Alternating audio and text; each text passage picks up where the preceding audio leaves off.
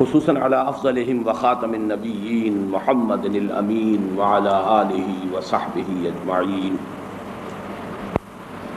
اما بعد فقد قال اللہ تبارک وتعالی کما ورد فی سورۃ التغابن.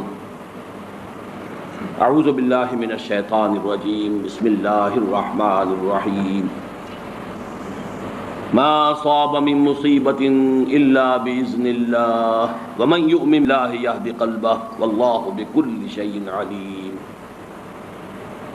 وقال عز وجل كما ورد في سورة الحديد ما أصاب من مصيبة في الأرض ولا في أنفسكم إلا في كتاب من قبل أن نبراها إن ذلك على الله يسير لكي لا تعصوا على ما فاتكم ولا تفرحوا بما آتاكم والله لا يحب كل مختال فخور. وقال عز وجل كما ورد في سورة الأعلى سبح اسم ربك الأعلى الذي خلق فسوى والذي قدر فهدى صدق الله العظيم.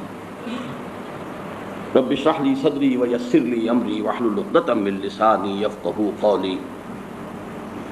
اللهم ربنا ألهمنا رشدنا واعذنا من شرور أنفسنا. اللهم أرنا الحق حقا وارزقنا اتباعه وأرنا الباطل باطلا وارزقنا اجتنابه.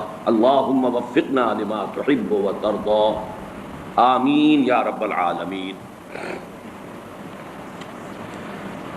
حضرات، مجھے بھی اندازہ ہے کہ تقدیر کے مسئلے پر ہماری بحث اس ضرورت سے زیادہ طول کھینچ گئی ہے. میں اعتراف کرتا ہوں کہ ابتداءً مجھے یہ اندازہ نہیں تھا کہ یہ بات اتنی پھیل جائے گی. تاہم جب گفتگو شروع ہوئی تو اس کے مختلف پہلو ایسے سامنے آتے چلے گئے کہ جن کے بارے میں یہ گمان ہوا کہ پورے مسئلے کو اگر میں سلجھا نہ بھی سکوں، اس لیے کہ بڑا پیچیدہ مسئلہ ہے،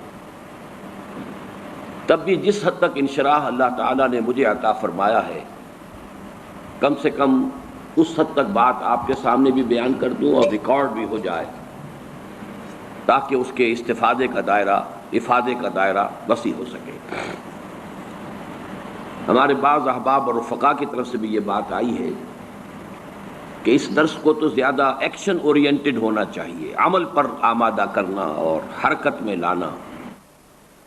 اور آپ حضرات ان میں کہ میرا اپنا مزاج تو اصلاً ہے ہی وہ، لیکن چونکہ یہ مسئلہ وہ مقطع میں آپ پڑی ہے سخن گسترانہ بات والی بات ہے کہ میں نے شروع میں کچھ ایمانیات جو ہیں، بنیادی ایمانیات، ان پر گفتگو کا آغاز کیا. اس میں پھر ظاہر بات ہے کہ یہ مسئلہ بھی آ گیا. ایمان باللہ کا ایک تتمہ ضمیمہ، بلکہ میں تو کہتا ہوں اس کا ایک لب لباب ہے یہ مسئلہ تقدیر.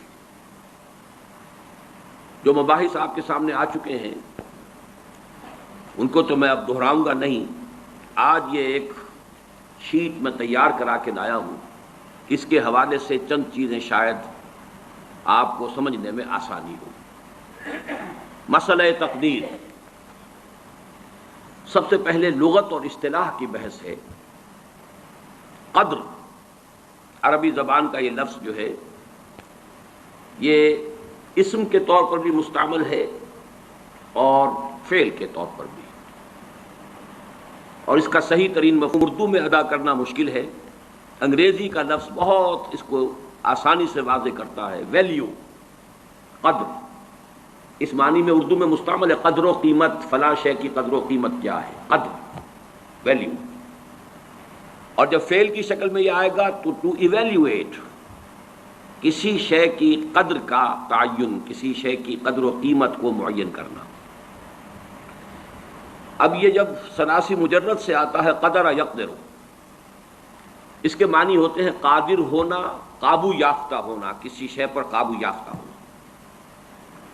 اس سے اس میں فاعل قادر ہے، قادرن، قابو یافتہ، قدرت رکھنے والا. صفت مشبہ بنتی ہے قدیرن، اور اس میں فاعل اور صفت مشبہ میں فرق یہی ہے کہ جب وہ کیفیت فاعلی دائمی ہو جائے، مستقل ہو جائے، تو وہ صفت مشبہ کے درجے میں آ جاتی ہے.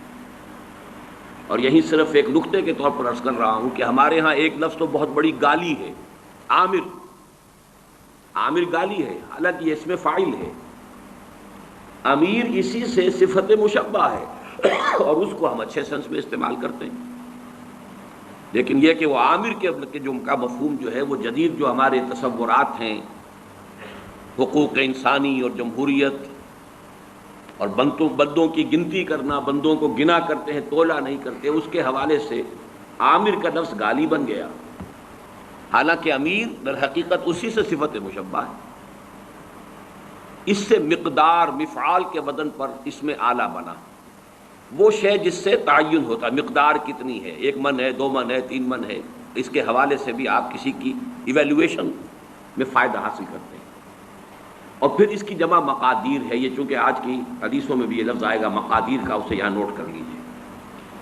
اب باب تفعیل سے ہے تقدیر، قدر یقدر تقدیراً، اس کے معنی ہے کسی شے کی مقادیر کی تعیین، مقداروں کا معین کر دینا، کسی شے کے لیے اندازہ معین کر دینا، اندازہ کرنا، یہ تقدیر ہے۔ چنانچہ آج میں نے جو 4 آیات ہیں ابتدائی، بلکہ میں نے ترتیب تو یہ رکھی تھی، 1 آیت سورہ تغابن کی، پھر 2 آیتیں سورہ حدید کی، اور پھر 4 آیتیں سورۃ الاعلیٰ کی۔ لیکن اب اس وقت بیان میں وہ جو تیسرے نمبر پر بات آئی تھی وہ پہلے آ رہی ہے، اور ان میں مشترک یہ ہے کہ مسبحات شمار ہوتی ہیں، وہ بھی 5 مسبحات ہیں، حدید سے شروع ہو کر، کیوں چینج کر رہے ہو اس کو آواز کو، پہلے ٹھیک تھی، وہ سورہ حدید سے سورہ تغابن تک مسبحات پہلی جو ہے وہاں اس مجموعے میں وہ سورہ حدید ہے، آخری تغابن ہے، اور آخری پارے میں سبح اسم ربک الاعلی، اسی پہلی آیت سے اس کا نام ہے سورۃ الاعلیٰ۔ سبح اسم ربک الاعلی الذی خلق فسوی والذی قدر فہدی۔ اللہ تعالیٰ کے 4 افعال کا تذکرہ یہاں آ رہا ہے۔ سبح اسم ربک الاعلی، اپنے اس رب کے نام کی تسبیح کرو جو بلند و بالا ہے، سب سے اونچا ہے۔ لیکن اب اس کے بعد 4 افعال ہیں۔ الذی خلق فسوی، وہ ہستی کے جس نے پہلے پیدا کیا، پھر تسویہ کیا، اس کا تخلیق اور تسویہ۔ تخلیق کسی شے کا سٹرکچر بنا دینا، ہیولہ بنا دینا، ہیولہ سٹرکچر، اور پھر اس کے بعد تسویہ ہے اس کو سنوارنا، درست کرنا، اس کی آرائش، زیبائش، آرکیٹیکچرل ٹچز جس کو ہم کہتے ہیں۔ تو اللہ تعالیٰ کی تخلیق کے بھی یہ 2 مرحلے ہیں، الذی خلق فسوی والذی قدر، تیسرا مرحلہ ہے ہر شے کا ایک اندازہ معین کر دیا ہے۔ یہ اس کی تقدیر ہے۔ کس معنی میں؟ ایک تقدیر ہے نوع کی، انسان اگرچہ اشرف المخلوقات ہے لیکن اڑ نہیں سکتا، مچھر حقیر ترین مخلوقات میں سے ہے، مکھی اڑ رہی ہے، یہ اس کی تقدیر نوعی ہے۔ ہر سپیشیز کے لیے اللہ نے ایک اندازہ مقرر کر دیا ہے، اس سے وہ باہر نہیں جا سکتا۔ ہر چیز کے لیے لمٹس ہیں، ہر چیز کے اندازے ہیں۔ تو اس انداز میں نے ایک مثال دی، زیادہ کا وقت نہیں ہے اس وقت۔ تو پہلے ہے تخلیق، پھر ہے تسویہ، والذی قدر، پھر ہر شے کے اندازے معین کر دیے، والذی قدر فہدی، پھر راستہ کھول دیا، ہدایت دے دی، اب چلو، اب اس میں اپنی جولان گاہ ہے، اس میں اپنی نیکی یا جو بھی بدی تمہارے اندر ہے اس کو بروئے کار لاؤ۔ آئے یہ گوئے ہے اور یہ میدان گوئے ہے، تمہاری یہ لیمیٹیشنز ہیں، یہ شاکلہ ہے، یہ تو معین ہے، لیکن یہ ہم نے میدان کھول دیا ہے، اپنے اس شاکلہ کے اندر جتنی کچھ بھی تم نیکی کما سکو کماؤ، یا جو بدی کے انبار اپنے کندھوں پر لادنے ہو لا دو۔ تو یہ 4 الفاظ ذہن میں رکھیے، یہاں تقدیر قدر، سبح اسم ربک الاعلی الذی خلق فسوی والذی قدر فہدی والذی اخرج المرعی، وہ اب آگے بات لمبی چلے گی۔ تو یہ لغت اور اصطلاح کی بحث یہاں ختم ہوئی۔ اسی کا دوسرا حصہ عقائد و کلام جو ہیں، یہ عقائد و کلام جو ہیں اس کی بھی ایک ترتیب نوٹ کر لیجئے، اور اس کے لیے بہترین شعر ہے اکبر الآبادی کا، جہاں ہستی ہوئی محدود لاکھوں پیچ پڑتے ہیں، عقیدہ، عقل، منطق سب کے سب آپس میں لڑتے ہیں۔ ایک ہستی لامحدود ہے اللہ کی، ایک ہستی محدود ہے، وہ محدود مائکروسکوپک بھی ہو سکتی ہے، الٹرا مائکروسکوپک بھی ہو سکتی ہے، محدود، وہ محدود کائنات بھی ہو سکتی ہے، لیکن یہ بھی لامحدود نہیں ہے۔ لامحدود ہستی صرف اللہ کی ہے، لیکن وہ ہستی لامحدود اس کے تخلیق کے عمل سے جب محدود وجود میں آئے تو اب چکر پڑ گئے، بہت سے لاکھوں پیچ پڑتے ہیں۔ جہاں ہستی ہوئی محدود، لاکھوں پیچ پڑتے ہیں۔ اب اس لامحدود کا محدود سے تعلق کیا ہے، یا اس محدود کا اس لامحدود سے تعلق کیا ہے؟ انائے صغیر اور انائے کبیر کا رابطہ کیا ہے؟ یہ ایبسولوٹ بینگ اور کنٹینجنٹ بینگ، نیسیسری بینگ اور کنٹینجنٹ بینگ، ایبسولوٹ بینگ اور لمیٹڈ بینگ، ان کا آپس میں رشتہ کیا ہے؟ خالق و مخلوق کا رشتہ کیا ہے؟ اب اس کو حل کرنے کے لیے علم کلام وجود میں لایا گیا۔ عقل، منطق، یہ ایک طرف، عقیدہ دوسری طرف، ان دونوں کو کوریلیٹ کرنے کے لیے، ان دونوں میں ہنگ آہنگی پیدا کرنے کے لیے علم کلام۔ تو وہ عقائد و کلام کی بحث میں قدریہ ہمارے ہاں ایک طبقہ وجود میں آیا، وہ لوگ جو انسان کو کلیتاً خود مختار قرار دیتے ہیں۔ یہ آپ کو نظر آ رہا ہے یہاں پہ اس پر اسکرین پر، احادیث میں ان کی مذمت شدت کے ساتھ وارد ہوئی، اور یہ حدیثیں ہم پڑھ چکے ہیں۔ جبریہ وہ لوگ جو انسان کو مجبور محض قرار دیتے ہیں، اور میں آپ کو بتا چکا ہوں کہ شاعری، ادب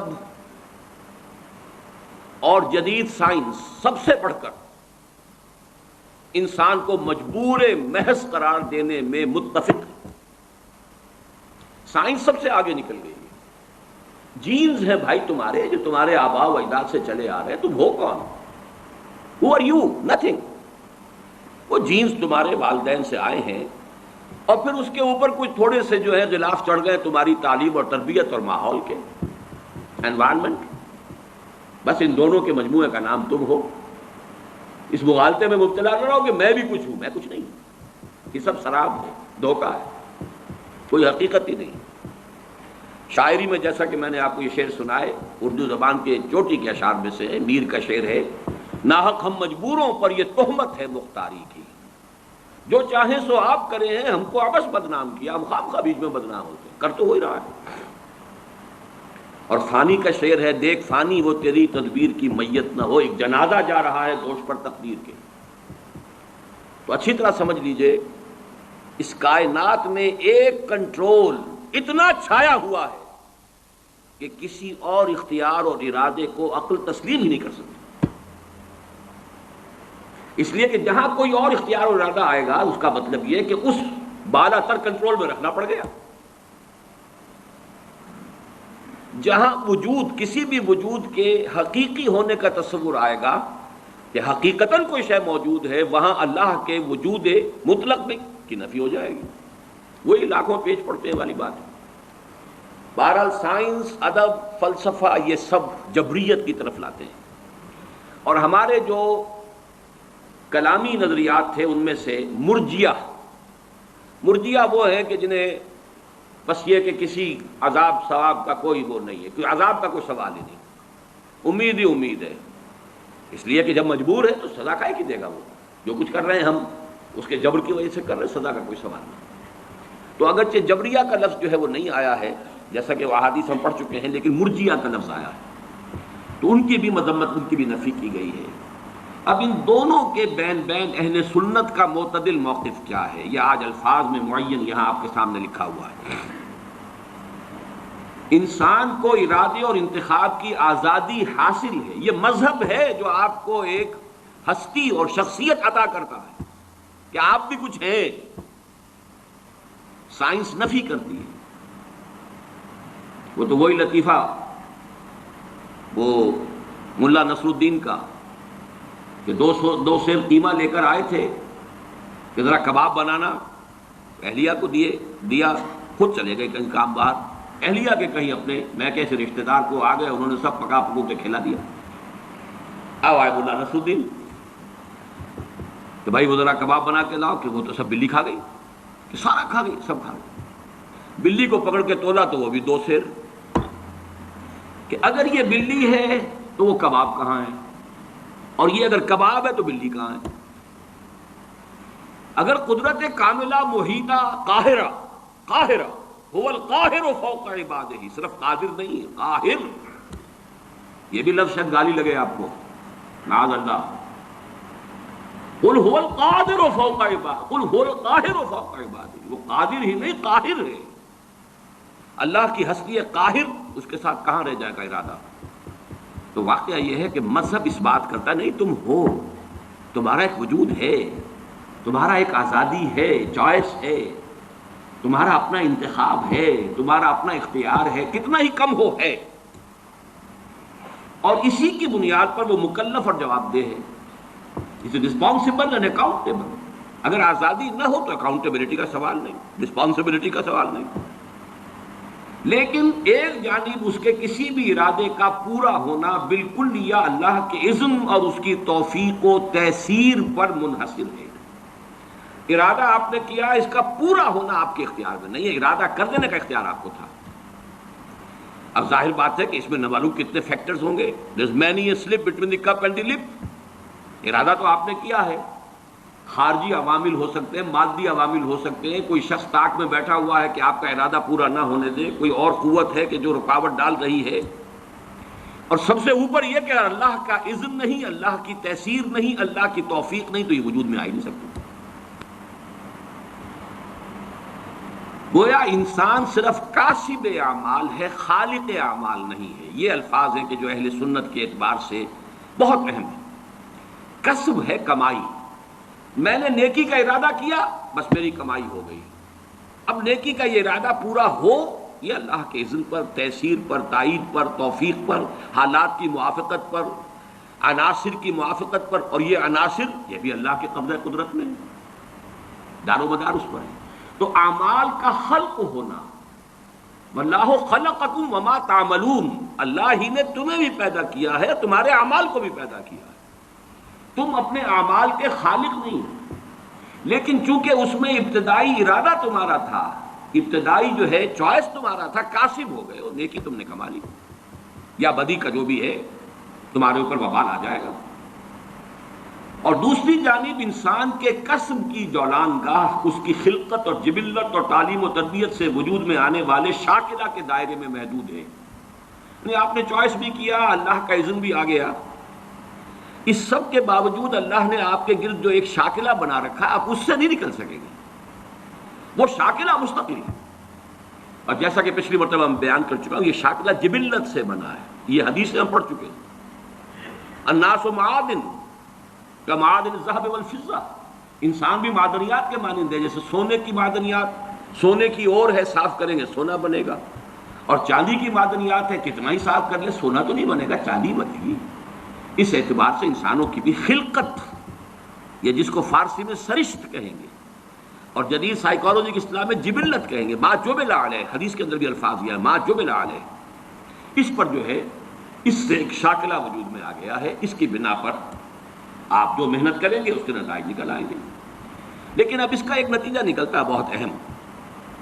ایک شخص نیکی کا ارادہ ہے، فرض کیجئے ٹنوں نیکی کما لی اس نے، ایک شخص نیکی کی ارادہ کر رہا ہے، شاید صرف ایک سیر نیکی کمائی ہے۔ ہماری نگاہ ظاہر بین میں وہ ایک سیر بے حقیقت ہے ٹنوں کے مقابلے میں، لیکن ہو سکتا ہے کہ جو شاکلہ تھا اس کا، اس کے اعتبار سے یہ ایک سیر جو ہے وہ بھی بہت بڑی اچیومنٹ ہو۔ اس کے اندر رکاوٹیں اتنی تھیں، اس کی جبلت کے اندر خامیاں اتنی تھیں، اس کی سرشت کے اندر رکاوٹیں اتنی تھیں، struggling and struggling and struggling hard, تب کہیں جا کر وہ ایک سیر اس نے جو ہے وہ کمائی کی ہے، نیکی کی۔ اور ایک وہ ہے کہ جس کی جبلت میں، جس کی سرشت میں، جس کی خلقت میں آسانیاں تھیں، موجود تھیں، وہ ٹنوں بھی لے گیا ہے، تو ہو سکتا ہے اللہ کی میزان میں وہ ایک سیر ٹنوں کے مقابلے میں زیادہ وزنی ہو۔ یہ ہے نہایت پر امید بات۔ پہلا جو ہے وہ پر امید معاملہ کیا ہے کہ ہم ہیں، ہماری نفی نہیں ہے، میرا چوائس، میری مرضی، میری پسند، اس کو بھی اول دخل ہے۔ دوسرا، میری رسپانسبلٹی جو ہے اللہ کے ہاں وہ اس مقدار پر نہیں ہوگی، بلکہ میرے شاکلہ کے اعتبار سے مجھے اسس کیا جائے۔ اس کو 5 مرتبہ، میں پچھلی مرتبہ وہ 5 آیات آپ کو سنا چکا ہوں۔ لا یکلف اللہ نفسا الا وسعها، اللہ کسی جان کو اس کی وسعت سے زیادہ رسپانسبل، اکاؤنٹیبل نہیں ٹھہرائے گا۔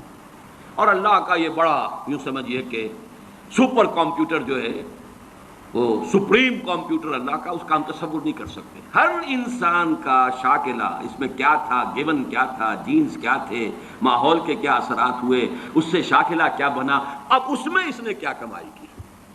جیسے غزوہ تبوک کا وہ واقعہ ہے کہ بیچارے ایک غریب مزدور انصاری صحابی نے وہ کچھ تھوڑی سی کھجوریں پیش کی لا کر چندے میں، ساری رات محنت کی کسی یہودی کے باغ میں، وہاں محنت کر کے آبیاری کی، باغ کی، اور جو صبح کو کھجوریں ملی کچھ، اس میں سے آدھی گھر والوں کو دے دی، یہ دن بھر کا راشن ہے، آدھی لا کر حضور کی خدمت میں پیش کر دی۔ اب وہاں جو ایک بہت بڑا لگا ہوا تھا ایک انبار، ہر طرح کا ساز و سامان آ رہا ہے۔ حضور نے کہا، حالانکہ منافقین نے استہزاء کیا، جی جی جی ان کھجوروں کے بغیر تو یہ مہم سر ہو ہی نہیں سکتی تھی، کیا کہنے ہیں ان کا جو ہے وہ زہر خند جس کو ہم کہتے ہیں، اور ان کا استہزاء کا انداز تھا۔ لیکن حضور نے فرمایا ان کھجوروں کو اس پورے ڈھیر کے اوپر پھیلا دو، اللہ کی میزان میں یہ کھجوریں اس پورے ڈھیر پر بھاری ہیں۔ تو لا یکلف اللہ نفسا الا وسعہا۔ آخری بات جو اس ایک شیٹ میں آئی ہے، ایمان بالقدر، جو ایمان کا جزو لازم ہے، یہ ہم پچھلی مرتبہ پڑھ چکے ہیں، آج میں صرف اس کا ٹائٹل آپ کو دکھا دوں گا۔ اللہ تعالیٰ کی دو عظیم صفات، وہ عظیم صفات کیا ہیں کہ وہ علی کل شیء قدیر ہے، اور اس میں آج میں ایک اضافہ کر کے لایا ہوں، هو القاہر فوق عبادہ، وہ اپنے بندوں کے اوپر پوری طرح مسلط ہے۔ قاہر کا ترجمہ کیا کریں گے؟ قہر چھایا ہوا۔ یہ نہ سمجھو کہ بگٹڑ چھوڑ دیا ہے تمہیں، معاذ اللہ، آزادی ضرور دی ہے، لیکن you are with in his control. اللہ تعالیٰ کی دو عظیم صفات، علی کل شیء قدیر اور بکل شیء علیم، کے لوازم و متضمنات کی تصدیق و توثیق ہونے کے اعتبار سے ایمان باللہ کا لب لباب ہے۔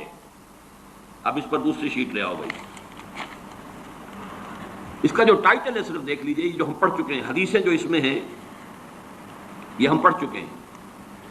ایمان بالقدر، ایمان کا جزو لا ینفک، اور اس میں حدیث جبرائیل میں نے یہاں کوٹ کی ہوئی ہے جو ام السنہ ہے، وَأَن تُؤْمِنَ بِالْقَدْرِ خَيْرِهِ وَشَرِّهِ، اور یہاں نوٹ کیجئے، یہاں تومنہ کا لفظ حدیث میں اس ڈیفینیشن میں دوسری مرتبہ اسی کے ساتھ آیا ہے، ان تؤمن باللہ وملائکتہ وکتبہ ورسلہ وتؤمن بالقدر خیرہ وشرہ۔ تومنہ کی تکرار اس کی اہمیت کو ظاہر کر رہا ہے، اس کے خیر پر بھی، اس کے شر پر بھی۔ تو پہلی بات تو یہ نوٹ کیجئے، یہ ایمان کا جزو لازم ہے، خیرہ وشرہ من اللہ تعالی۔ یہ جو بھی پھر وہ ایمان مفصل ہم نے یاد کیا تھا بچپن میں، خوش نصیب ہے وہ جنہیں بچپن میں یاد کرایا گیا، اور بہرحال ہینڈی کیپڈ ہے، میں بد نصیب تو نہیں کہتا، ہینڈی کیپڈ ہے وہ لوگ جنہیں بچپن میں یہ چیزیں یاد نہیں کرائی گئی۔ بہرحال جب بھی اس کی تلافی کرے، آمنت باللہ وملائکتہ وکتبہ ورسلہ والیوم الآخر والقدر خیرہ وشرہ من اللہ تعالی والبعث بعد الموت۔ لیکن اس پر بحث و تمہیز کی اجازت نہیں ہے، مسئلہ اتنا الجھا ہوا ہے، اتنا ہی الجھا ہوا ہے جتنا کہ وجود کا مسئلہ ہے، وحدت الوجود اور وحدت الشہود، اور یہ مسئلہ لا ینحل، اس لیے کہ ایک وجود مطلق ہے، ایک وجود لامحدود ہے، ایک وجود محدود ہے، ایک حادث ہے، ایک ازلی ہے، ابدی ہے، دائم ہے، قائم ہے، ایک حادث ہے اور فانی ہے۔ کیا ریلیشن شپ ہے بٹوین دی ٹو؟ اسی طرح کا معاملہ، لیکن اس خیر ہی، اس پر بحث کرنے کی اجازت نہیں۔ وہ حدیثیں ہم پڑھ چکے ہیں، یہ میں نے شیٹس تیار کروا لی ہیں، یعنی جو مشکات المصابیح کتاب ہے اس میں جو 46 احادیث ہیں اس باب میں، ان میں نے ایک کا اضافہ کیا ہے کہ جو باب العلم میں سے میں نے لی ہے، پھر ان کو میں نے مختلف تقسیم کر دیا ہے عنوانات کے اعتبار سے، ورنہ واقعہ یہ کہ جب خود میں نے پڑھنا شروع کیا، میں پچھلی مرتبہ بھی اعتراف کر چکا ہوں کہ ایک دفعہ تو میں گم ہو کر رہ گیا تھا، لیکن جب میں نے مختلف موضوعات کی احادیث کو علیحدہ علیحدہ کر کے دیکھا تو بات کھل کی چلی گئی۔ یہ میں نہیں کہہ سکتا کہ بالکل سلجھ گئی، لیکن بہت حد تک ڈور سلجھ گئی، اور وہی میں کوشش کر رہا ہوں کہ آپ تک بھی منتقل کروں۔ تو ایمان بالقدر ایمان کا جزو لا ینفک ہے، وَأَن تُؤْمِنَ بِالْقَدْرِ خَيْرِهِ وَشَرِّهِ، یہ حدیث جبرائیل کے الفاظ ہیں، رواہ مسلم عن عمر بن الخطاب رضی اللہ عنہ۔ لیکن اس پر بحث و تمیز کی اجازت نہیں۔ عزمت علیکم، عزمت علیکم، حضور نے 2 مرتبہ فرمایا، یہ حدیثیں ہم پڑھ چکے ہیں، میں تم پر لازم کرتا ہوں کہ اس معاملے کے اندر بحث و تمیز مت کرو، مانو، مراقبہ کرو گے تو سمجھ میں بھی آ جائے گی، ایک دوسرے سے سمجھنے کے لیے سوال کرو گے تب بھی مفید ہوگا، بحث و تمیز جرح اور رد و قدح کرو گے تو پھر یہ بات جو ہے تمہارے ہاتھ سے نکل جائے گی۔ اچھا، یہاں خیر ہی و شر ہی من اللہ تعالیٰ کا مطلب کیا ہے کہ میں نے پہلے بیان کیا تھا کہ ہمارے سورہ تغابن اور سورہ حدید کے درس میں یہ بات بہت وضاحت سے آ چکی ہے۔ دیکھیے اس وقت ویژولائز کیجئے، بلکہ مجھے خیال ہوا میں اسی کے ساتھ وہ ایک ڈائیگرام بھی بنا کے لے آتا۔ آپ مجھے کو سامنے رکھیے، میں ایک انسان ہوں، مکلف ہوں اللہ کے ہاں، جواب دہ ہوں، رسپانسبل ہوں، اکاؤنٹیبل ہوں۔ کچھ چیزیں مجھ پر وارد ہوتی ہیں، کوئی مصیبت آ گئی، کوئی تکلیف آ گئی، کوئی بیماری آ گئی، کوئی نقصان ہو گیا، کچھ ہو گیا۔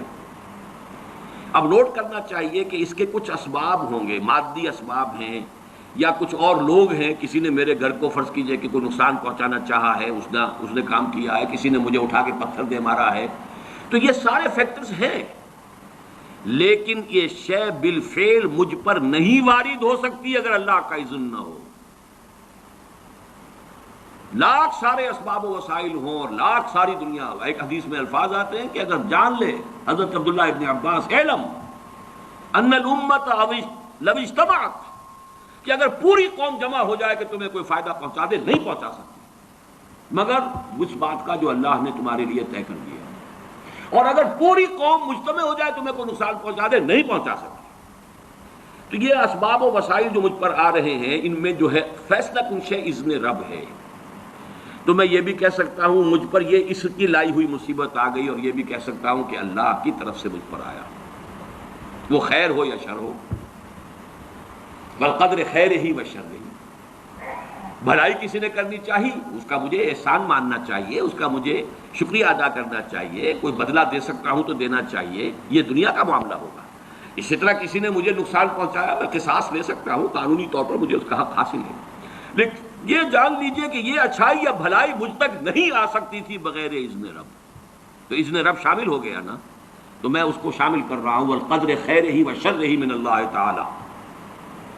دوسری طرف میں کچھ کام کرنا چاہتا ہوں، اچھا یا برا جو بھی ہے، یا کوئی میرا منصوبہ ہے بہت بڑا، اب اس میں ایک تو میرا ارادہ ہے جو میرے اندر سے نکلا، ہزارہا عناصر ہوں گے کہ جو اس کے اندر انوالوڈ ہوں گے، بہت سے مادی وسائل اس کے لیے درکار ہوں گے، اسباب نہ ہو جمع تو یہ کیسے کام شروع ہو سکتا ہے؟ اسباب کرے جمع، خدا ہی کا یہ کام۔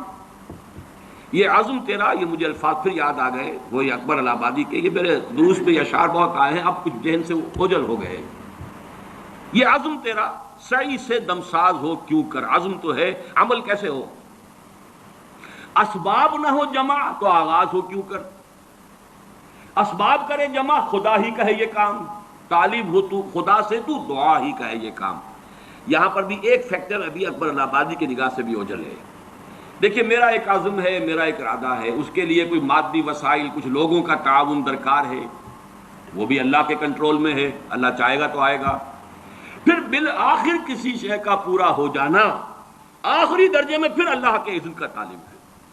یہاں تک کہ حضور نے فرمایا کہ جو لقمہ بھی ابن آدم کے حلق سے نیچے اترتا ہے، اب وہ سارا آپ نے اس کے لیے کمائی کی، محنت کی، وہ کھانا پک گیا، آپ کی اہلیہ نے پکا لیا گھر پہ، اب یہ لقمہ اتر رہا ہے، اس وقت بھی اللہ سے اذن چاہتا ہے کہ میں اس کے حق میں غذا کا کام دوں یا زہر بن کر لڑ دوں۔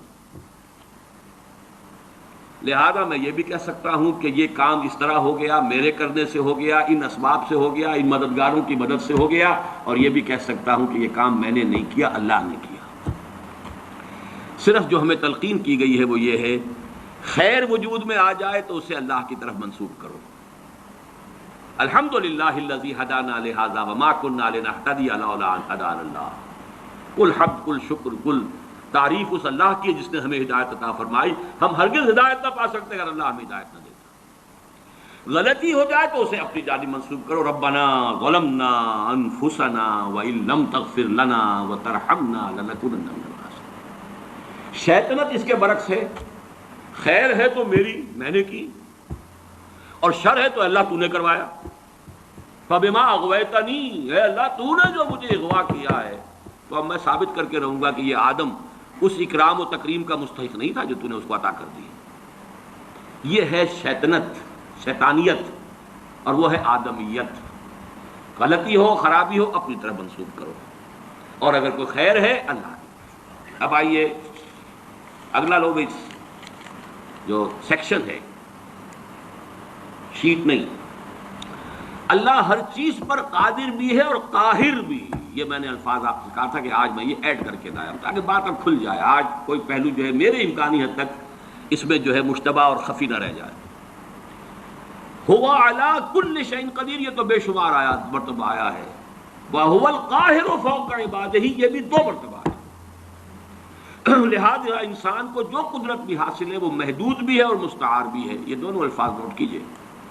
اب یہ جو شرک کی بحث ہوتی ہے ہمارے ہاں اور اقسام الشرک، اللہ کا وجود ذاتی ہے، لامحدود ہے، قدیم ہے. ما سوا کا وجود عطائی ہے، اللہ نے عطا کیا ہے، حادث ہے، محدود ہے. اسی طرح جو قدرت ہمارے پاس ہے وہ ہماری اپنی نہیں ہے، عطائی ہے اللہ کی. اور لامحدود نہیں، محدود ہے، مستعار ہے، محدود ہے اور حادث ہے.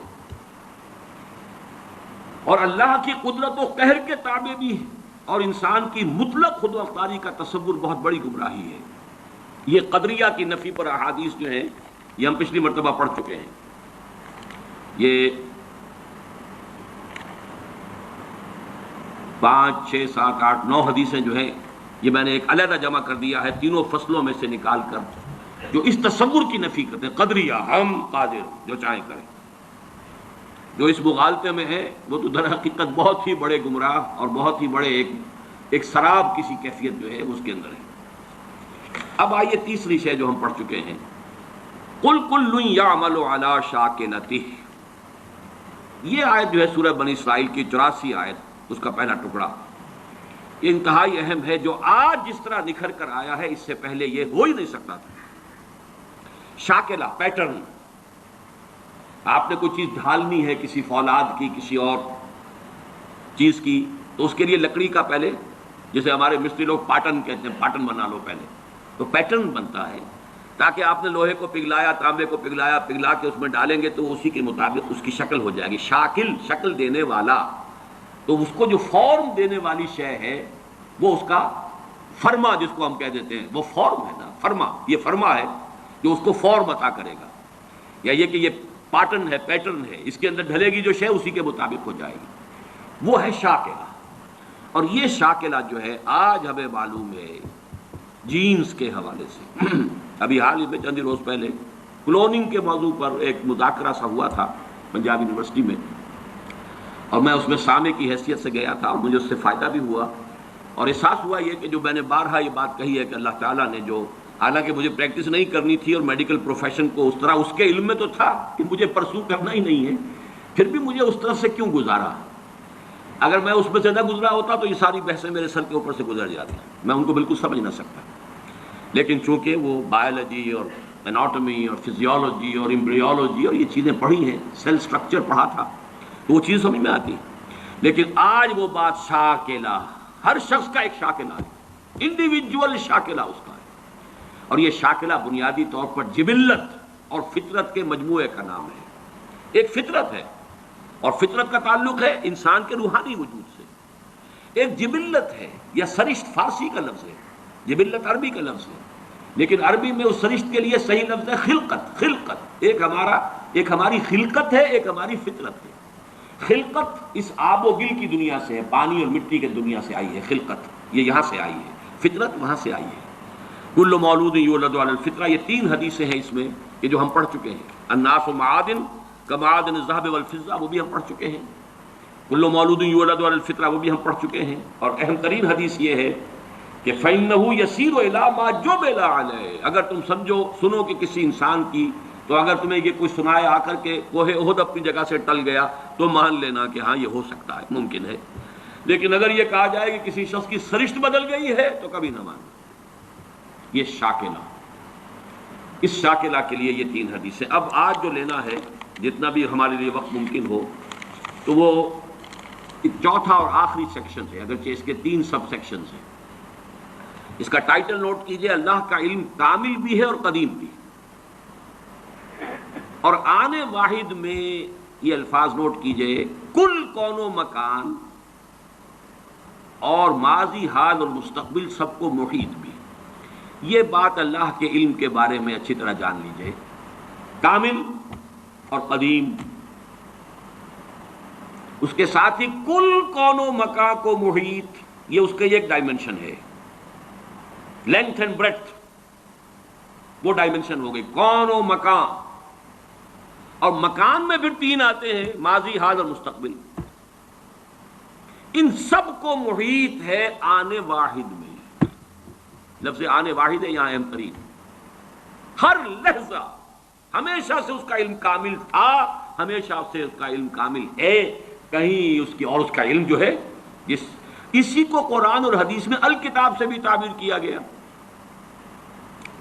ما اصاب من مصیبت فی الارض ولا فی انفسکم الا فی کتاب من قبل ان نبراها ان ذلک علی اللہ یسیر. نہیں پڑتی کوئی پڑھنے والی نہ اس زمین میں نہ تمہاری جانوں میں کوئی مصیبت، کوئی تکلیف دہ شے، کوئی ناخوشگوار شے، مگر وہ پہلے سے ایک کتاب میں موجود ہے، اس سے پہلے کہ ہم اسے ظاہر کریں. اللہ باری ہے. یہ 3 اسماء بھی آئے ہیں اللہ کے ساتھ ساتھ سورہ حشر کے آخر میں. الباری، الخالق، الباری، المصور، 3 الفاظ. باری، خالق، مصور. باری کسی شے کو ظاہر کرنا. اور اس میں فلسفہ یہ ہے، یہ پھر علم کلام کی بحثیں ہو جائیں گی کہ دیکھیے کوئی شخص، کوئی آرکیٹیکٹ ہے، اس کے دماغ میں پہلے ہیولہ بلڈنگ کا بن جاتا ہے، تب وہ پینسل اٹھاتا ہے، اس کا سکیچ بناتا ہے. یہاں بن چکی ہے بلڈنگ، یہاں کانسیپٹ آ چکا ہے، دماغ میں ہے. اسی کو صور علمیہ کہتے ہیں اسلامی فلسفے میں. صور صورت کی جمع، علمی صورتیں جو اللہ کے علم کے اندر ہمیشہ سے تھیں. میں ہمیشہ سے تھا اللہ کے علم میں. کیا ممکن ہے کہ علم الہی پر کوئی لحظہ ایسا گزرا ہو کہ جس میں میں موجود نہ ہوں یا آپ موجود نہ ہو؟ ذرا کبھی اس کے تصور کریں گے، مراقبہ کریں گے تو بڑا یوفوریا ہو جائے گا ایک دم. پھر سبحانی ما اعظم شانی بھی آپ کی زبان سے نکل سکتا ہے. میں تو ہمیشہ سے اللہ کے علم میں ہوں. اس اعتبار سے میں خود بھی علمی اعتبار سے ہمیشہ سے موجود ہوں. ہاں ایک وقت میں صرف اللہ کے علم میں تھا، اس کے بعد اللہ نے مجھے ظاہر کیا. هو اللہ الذی لا الہ الا هو الملک القدوس السلام المؤمن المہیمن العزیز الجبار المتکبر سبحان اللہ عما یشرکون هو اللہ الخالق البارئ المصور له الاسماء الحسنى. تخلیق ذہنی پہلے ہے، وہ تخلیق ذہن میں بن کی، علم الہی میں صور علمیہ کی شکل میں موجود تھی. اب باری، برا، اس کو ظاہر کیا، اس کو نمایاں کیا، وہ باہر آیا، اور اب اس کو تصویر کی شکل عطا کی گئی. یہ تصویہ اور تصویر ایک ہی لفظ ہے، خلق فسوى والذی قدر فہدی. تو اس الکتاب میں جو کچھ لکھا ہوا موجود ہے، اس میں درج کوئی شے غلط نہیں ہو سکتی. کیا اللہ کا علم کسی مرحلے پر جا کر غلط ثابت ہو سکتا؟ معاذ اللہ. اب ان 2 چیزوں کو ذہن میں رکھیے علم کے حوالے سے. اور تقدیر کا اصل مسئلہ جو ہے، جو الجھتا ہے، وہ اس مسئلے کو نہ سمجھنے کی وجہ سے. لیکن جو الفاظ لکھے ہیں آخری اس کو نوٹ کیجئے. البتہ اللہ کا یہ علم قدیم و قطعی، قدیم بھی ہے، قطعی ہے. پری نالج، جبر محض، یعنی پری ڈیسٹینیشن. یہ فیٹلزم جس کو کہتے ہیں، فیٹلزم، ہر چیز پہلے سے طے ہے، متعین ہے، طے ہے، اور ہمارے ہاتھ میں کچھ نہیں، ہم کچھ نہیں کر سکتے. یہ اس کی نفی. یہ دونوں چیزیں لازم و ملزوم نہیں ہے، کوئی مستلزم نہیں ہے. پری نالج اور شے ہے، پری ڈیسٹینیشن اور شے ہے. اس کے درمیان اگر آپ خط امتیاز کھینچ دیں گے تو کبھی کوئی تشویش نہیں ہوگی. چاہے بحث میں الجھ جائیں، اگر کوئی آپ کو الجھائے، اس کا تو نتیجہ یہ نکلتا ہے، تو اس کا تو یہ نتیجہ نکلتا ہے، تو اس سے یہ لازم آتا ہے، وہ پھر الجھ جائے گی لوگ، جس سے سختی سے روک دیا ہے. عذبت علیکم، عذبت علیکم، اب لہذا امرت، ام لہذا ارسلت. دیکھیے نوٹ کیسے، الفاظ کیسے تھے، کیا وہ اس کام کے لیے بھیجا گیا ہو؟ لیکن یہ کہ بات سمجھ میں آتی ہے اگر اس میں یہ حد فاصل قائم کر دیا جائے، اللہ کا علم قدیم و قطعی یہ پری نالج ہے، لیکن یہ پری ڈیسٹینیشن یا فیٹلزم جس کو ہم کہتے ہیں اس کو مستلزم نہیں ہے، ان دونوں کے درمیان رشتہ علیحدہ کر دیجیے۔ اس کے حوالے سے آج کچھ حدیثیں پڑھیں گے جتنی بھی آج پڑھی جا سکیں۔ اس میں سے پہلی 10 حدیثیں تو ہیں کہ جو مشکات شریف میں جو باب ہے ایمان بالقدر، اس کی جو فصل اول ہے، یعنی حدیثیں یا وہ بخاری کی ہیں یا مسلم کی ہیں یا ان سب دونوں میں موجود ہے تو متفق علیہ۔ عن عبداللہ ابن عمرو رضی اللہ تعالی عنہما، عبداللہ ابن عمرو بن العاص رضی اللہ تعالی عنہما سے مروی ہے، قال، وہ فرماتے ہیں قال رسول اللہ صلی اللہ علیہ وسلم کتب اللہ مقادیر الخلائق قبل ان يخلق السماوات والارض ب50,000 سنہ قال وكان عرشه على الماء رواہ مسلم۔ یہ حدیث پھر بھی آئے گی بعد میں 16ویں نمبر پر اگر وہاں تک ہم پہنچ گئے تو، لیکن یہاں نوٹ کر لیں جو بھی نوٹ کر رہے ہوں کہ یہی مضمون اس میں بھی ہے۔ حضرت عبداللہ ابن عمر فرماتے ہیں کہ اللہ تعالیٰ نے آسمانوں اور زمین کی تخلیق سے 50,000 سال قبل تمام مقادیر لکھ دی تھی۔ وَكَانَ عَرْشُهُ عَلَى الْمَاءِ، اس کو ابھی ہم بالکل نہیں سمجھ سکتے، یہ وہ ہے کہ جس کو ہم کہیں گے کہ یہ جس کو متشابہات میں سے شمار کیا جائے۔ لیکن دیکھیے یہاں جو بات سمجھنے کی ہے موجودہ سائنس کے اعتبار سے، سائنس جہاں تک ہمیں آج لے کر گئی ہے وہ بگ بینگ ہے، تو سمجھتے ہیں بس that is the beginning of the creation, that is wrong, that is the second beginning of the second phase of the creation.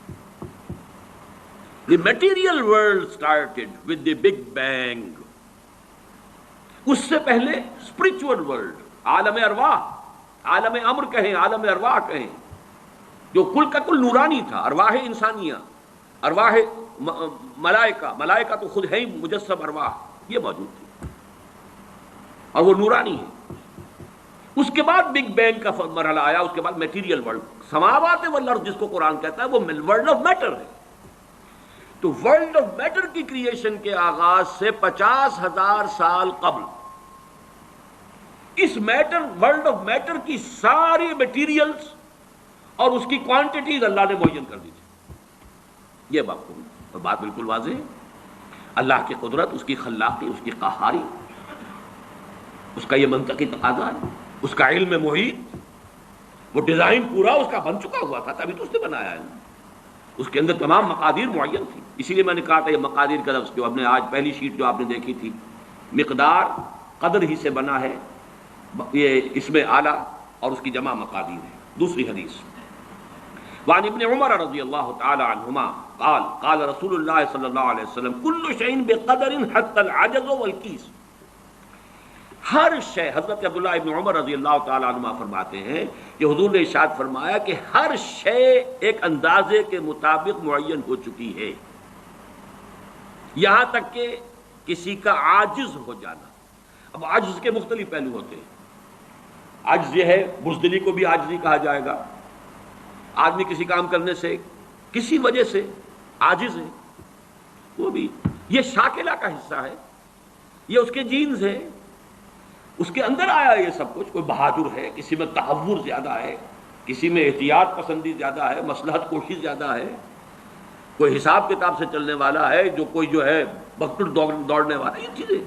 حتی العجز والکیس، کیس کہتے ہیں ذہانت، الکیس من دان نفسہ وعمل لما بعد الموت، کیس، یہ باب، یہ اصل میں صفت مشبہ بن گیا، کیسن فعیل کے وزن پر، کیسن جس میں ذہانت، فطانت بہت ہو۔ اب یہ ذہانت کسی کی کتنی ہے؟ ذہانت نہیں بڑھ سکتی، شارپ کی جا سکتی ہے، آپ چھری کو تیز کر لیجئے، لیکن یہ کہ اس کا سائز تو وہی رہے گا، چھری تو وہی رہے گی، لیکن یہ کہ ذہانت کو آپ شارپن کر لیں یا ذہانت کو آپ بروئے کار لے آئیں، لیکن وہ جو بھی دی ہے اللہ نے وہ اتنی رہے، اس کے اندر اضافہ نہیں ہوتا۔ یہ ان بلٹ چیزیں ہیں، گیون چیزیں ہیں انسان کے لیے، یہ اس کے شاکلہ کا جز ہے۔ تیسری حدیث وعن ابی ہریرہ قال، اور یہ جو روایت تھی یہ بھی امام مسلم کی تھی اور تیسری بھی امام مسلم کی ہے۔ حضرت ابو ہریرہ فرماتے ہیں قال قال رسول اللہ صلی اللہ علیہ وسلم احتج آدم و موسیٰ عند ربہما، اللہ تعالیٰ کے ہاں آدم اور موسیٰ کے درمیان ایک محاجہ ہوا، بحث ہوئی. فحج آدم و موسیٰ، فحج، اور آدم جو ہے وہ موسیٰ پر غالب آ گئے.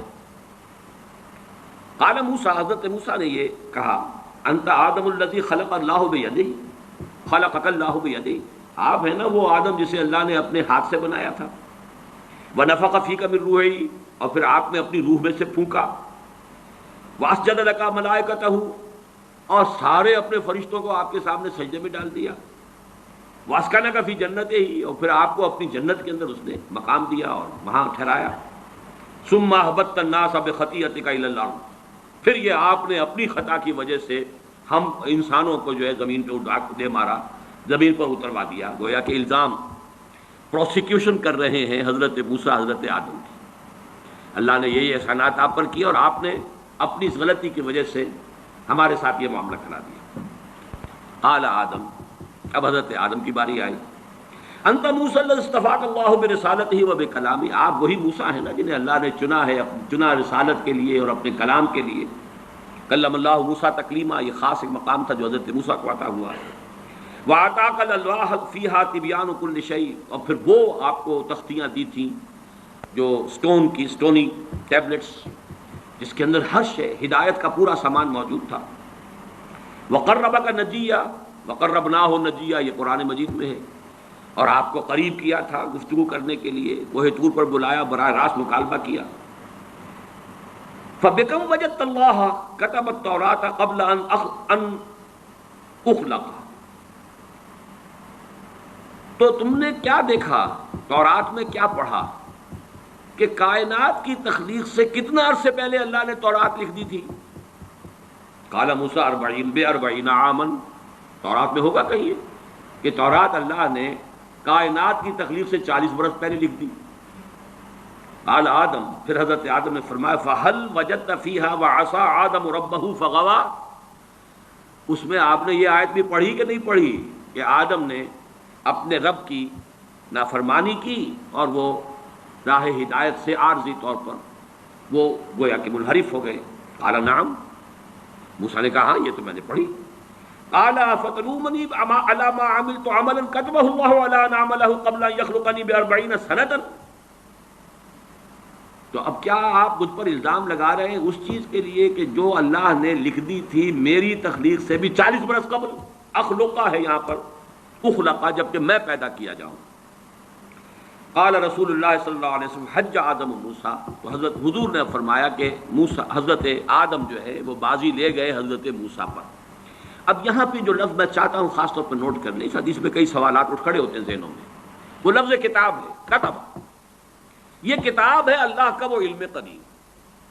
اس کو اسی کے حوالے سے، اسی دروازے سے اس حدیث میں داخل ہوں گے تو کوئی اشکال نہیں، اور اگر ادھر ادھر کہیں بھٹک جائیں گے تو پھر یہ کہ اس سے نکلنا نصیب نہیں ہوگا. لیکن یہ اللہ کا وہ علم قدیم ہے جو غلط نہیں ہو سکتا. چوتھی حدیث، اچھا یہ بڑی اہم ہے اور یہ 40 نووی میں بھی ہے، اور اس میں وہ بات واضح ہو جائے گی کہ فطرت کی جڑ کیا ہے اور خلقت کی جڑ کیا ہے. وعن ابن مسعود رضی اللہ تعالی عنہ، حضرت عبداللہ ابن مسعود سے مروی ہے، قال حدثنا رسول اللہ صلی اللہ علیہ وسلم وهو صادق المصدوق، وہ فرماتے ہیں کہ ہمیں بتایا اللہ کے رسول صلی اللہ علیہ وسلم نے، اور نوٹ کرو وہ صادق ہیں مصدوق ہیں. صادق ہیں سچے ہیں، مصدوق ہیں کہ ان کی سچائی پر خود اللہ گواہ ہے. اچھا یہ کیوں کہنے کی ضرورت پیش آئی؟ کسی عام طور پہ شک میرے علم میں تو نہیں کہ کسی اور حدیث سے پہلے یہ الفاظ ہوں، اس لیے کہ اس میں جو امور آ رہے ہیں وہ عام ذہن انسانی اس کو ذرا قبول کرنے سے تھوڑا سا ہچکچاتا ہے، رکتا ہے، تو اس لیے ایمفیسائز کیا ہے. وَهُوَ صادق المصدوق، وہ کیا بتایا حضور نے؟ اَنَّ خلق احدکم یجمع فی بطن امہ 40 یوما، تم میں سے ہر شخص کی خلقت اس کے ماں کے پیٹ میں 40 دن ہوتی ہے، نطفتن 40 یوما نطفتن، وَيَكُونُ عَلَقَةً مِثْلَ ذَلِكَ، اسی طریقے سے پھر وہ علقہ کی صورت میں ہوتی ہے. ثم یکون مضغۃ مثل ذلک، پھر اتنا ہی عرصہ اس کا مضغہ کی ایک سٹیج ہے. ثم یبعث اللہ الیہ ملکا باربع کلمات، پھر اس کو اللہ تعالیٰ اس کے پاس بھیجتا ہے، یعنی یہ 120 دن 4 مہینے، اس کے بعد نفخ روح ہوتی ہے، اور اس نفخ روح کے ساتھ ہی وہ جو علم الہی کی کتاب قدیم ہے اس میں جو اس شخص کا کھاتا ہے پرٹیکولر، اس کا پرسنل لیجر جو ہے، وہ اس کی پوری کاپی جو ہے وہ وہاں پر درج کر دی جاتی ہے. تو اللہ تعالیٰ بھیجتا ہے. یا یہیں سے بعض فقہا نے یہ مسئلہ نکالا ہے کہ 120 دن تک 4 مہینے تک جو جنین ہوتا ہے رحم مادر میں، اس پر انسان کا اطلاق نہیں ہو سکتا. وہ حیوان انسان تو ہے صرف، ابھی انسان نہیں ہے. انسان اس وقت مکمل ہوگا جب روح پھونکی جائے گی، اور وہ 120 دن کے بعد ہے. ثم یبعث اللہ الیہ ملکا، پھر اللہ تعالیٰ بھیجتا ہے اس کی جانب ایک فرشتے کو، باربع کلمات، 4 باتوں کے ساتھ. فیکتب لہ، اب یہاں پہ کتاب کے لفظ کو پھر نوٹ کر دیجئے.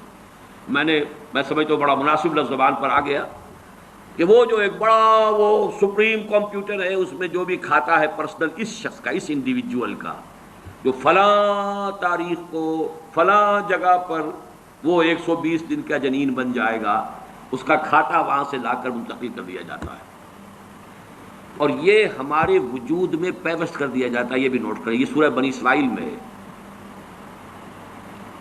سورہ بنی اسرائیل میں جہاں شاکلہ کا لفظ آیا آخر میں جا کر، شروع میں یہ بھی ہے کہ ہر شخص کا وہ جو نامہ اعمال ہے وہ اس کی گردن میں کہیں کوئی جگہ ہے، کوئی مائکروسکوپی بھی کوئی الٹرا مائکروسکوپک ہوگی، کہ جس کے اندر وہ فی عنقہ ونخرج لہ یوم القیامۃ کتابا یلقاہ منشورا وکل انسان الزمناہ طائرہ فی عنقہ ونخرج لہ یوم القیامۃ کتابا یلقاہ منشورا.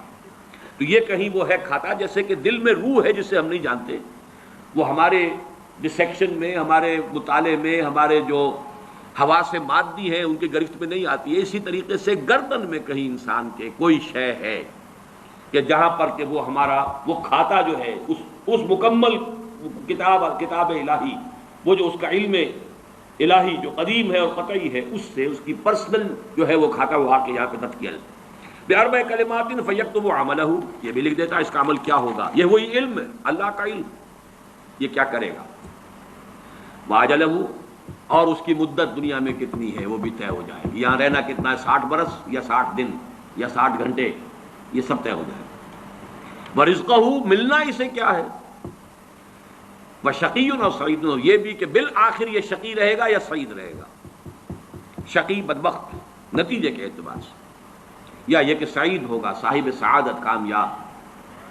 ثم ينفخ فیہ الروح. اچھا نوٹ کیجئے، یہ جو اس کا پرسنل لیجر جو ہے، اس کی کاپی جو اس کے اندر نتھی کر دی گئی ہے، چپکا دی گئی ہے، کہیں انسرٹ کر دی گئی ہے، یہ نفخ روح سے پہلے ہے.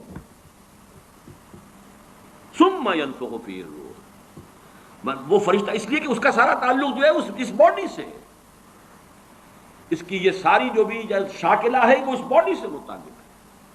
روح فطرت ہے، وہ بعد میں آ رہی ہے، وہ تو بعد میں اس کو دی جا رہی ہے. اس کی وہ آزاد شخصیت، آزاد چوائس، وہ اس فطرت کی بنا پر ہے. ثم ينفخ فیہ الروح، پھر وہ فرشتہ اس میں روح پھونک دیتا ہے. فوالذی لا الہ غیرہ، تو اس اللہ کی قسم، اس ہستی کی قسم جس کے سوا کوئی الہ نہیں. ان احدکم لیعمل بعمل اہل الجنۃ حتی ما یکون بینہ وبینہا الا ذراع. تم میں سے کوئی شخص اہل جنت کے سے عمل کرتا رہتا ہے یہاں تک کہ، اب یہاں میں ایک الفاظ کا اضافہ کر رہا ہوں بات کی وضاحت کے لیے، اس کو بریکٹ میں سمجھیے، بظاہر دیکھنے والوں کے نزدیک اس کے اور جنت کے درمیان بس ایک ہاتھ کا فاصلہ رہ جاتا ہے. فیسبق علیہ الکتاب، کہ اس پر پھر وہ جو نوشتہ تھا اس میں تو لکھا تھا شقی، پھر اچانک اس کی زندگی میں انقلاب آتا ہے اور اس کے اوپر وہ نوشتہ جو ہے اللہ کا علم الہی کا جو غلط نہیں ہو سکتا، اس کا ظہور ہوتا ہے. فیعمل بعمل اہل النار فیدخلها، پھر وہ جہنمیوں کے سے کام کرنے شروع کر دیتا ہے اور اس میں داخل ہو جاتا ہے. ابھی میرا خیال ہے کہ 1.5 سال یا 2 سال ہو گئے ہیں، ہماری جو تنظیم اسلامی آزاد کشمیر کو ہم نے ایک علیحدہ حلقہ آٹونومس بنایا ہے، اس کے جو امیر ہیں سید مظفر حسین ندوی، بہت بڑی بزرگ شخصیت ہیں، بڑی علمی شخصیت ہیں، انہوں نے وہاں کی ایک بڑی سیاسی شخصیت سے یہ بات کہی. انہوں نے مجھے خود بتایا کہ کچھ لوگ تو ہوتے ہیں کہ جن کی جوانی اور اس کے بعد کے دن بڑے برے گزرتے ہیں آوارگی میں، پھر رفتہ رفتہ بڑھاپے کے آس پاس آ کے پھر وہ کچھ نیکی کی طرف مائل، توبہ طلع کر کے پھر وہ کچھ اچھے راستے پہ آ جاتے ہیں. کچھ لوگ الٹے ہوتے ہیں کہ وہ پہلے بڑے نیک، بہت صالح، بہت اچھے، بہت محتاط، بہت متقی، لیکن یہ کہ آخری عمر میں آ کے تو ان کا حال جو ہے بدل جاتا ہے اور پھر وہ بالکل مختلف شخص بن جاتے ہیں. اور ان دوسروں میں سے آپ بھی ایک ہیں. اور یہ ایک بہت بڑی شخصیت آزاد کشمیر کی، جن سے یہ کہا سید مظفر حسین ندوی، اس لیے کہ وہاں ان کا ایک بڑا اونچا مقام ہے. وہ تعلیمات دینی کا جو پورا محکمہ ہے اس کے بھی انچارج رہے ہیں، اور بھی ندوے کے فارغ التحصیل ہیں. مولانا علی میاں اور مولانا مسعود عالم ندوی مرحوم، ان دونوں کے نہایت چہیتے شاگرد. بہرحال یہ اسی طرح کا فنومینن ہے جو اس حدیث میں آ رہا ہے. وَإِنَّ أَحَدَكُمْ لَيَعْمَلُ بِعَمَلِ أَهْلِ النَّارِ، اور تم میں سے کسی شخص کا معاملہ یہ بھی ہو سکتا ہے کہ وہ عمل کرتا ہے اور کرتا رہتا ہے جہنمیوں کے سے، حتیٰ مَا يَكُونَ بَيْنَهُ وَبَيْنَهَا إِلَّا ذِرَاعٌ، یہاں تک کہ اس کے اور جہنم کے درمیان دیکھنے والوں کو نظر یہ آ رہا ہے کہ یہ تو اب پاؤں لٹکائے بیٹھا ہے گور میں اور ابھی تک اس کے لچھن بدلے نہیں ہیں. فَيَسْبِقُ عَلَيْهِ الْكِتَابُ، لیکن وہ نوشتہ اللہ کا، وہ جو ایک علم خدا بندی کے اعتبار سے وہ تو شقی تھا یا سعید تھا. فَيَعْمَلُ بِعَمَلِ أَهْلِ الْجَنَّةِ فَيَدْخُلُهَا، تو وہ اب اہل جنت کے سے کام کرتا ہے اور جنت میں داخل ہو جاتا ہے. یہی حدیث جو ہے آگے چل کر اسی مضمون کی حدیث نمبر 17 میں بھی آئے گی اسی مجموعے کے اندر، اگر ہم وہاں تک پہنچ گئے. اب یہ حدیث جو ہے اس اعتبار سے متفق علیہ، پہلی حدیث آئی ہے متفق علیہ اس باب میں. پہلی 3 حدیثیں جو ہیں وہ 3 پڑھی ہیں، کتنی پڑھی ہیں ہم نے پہلے؟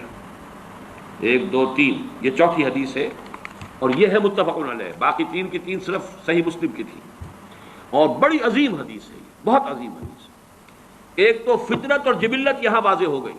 ایک سرشتے خلقت ہے انسان کی، ایک فطرت ہے.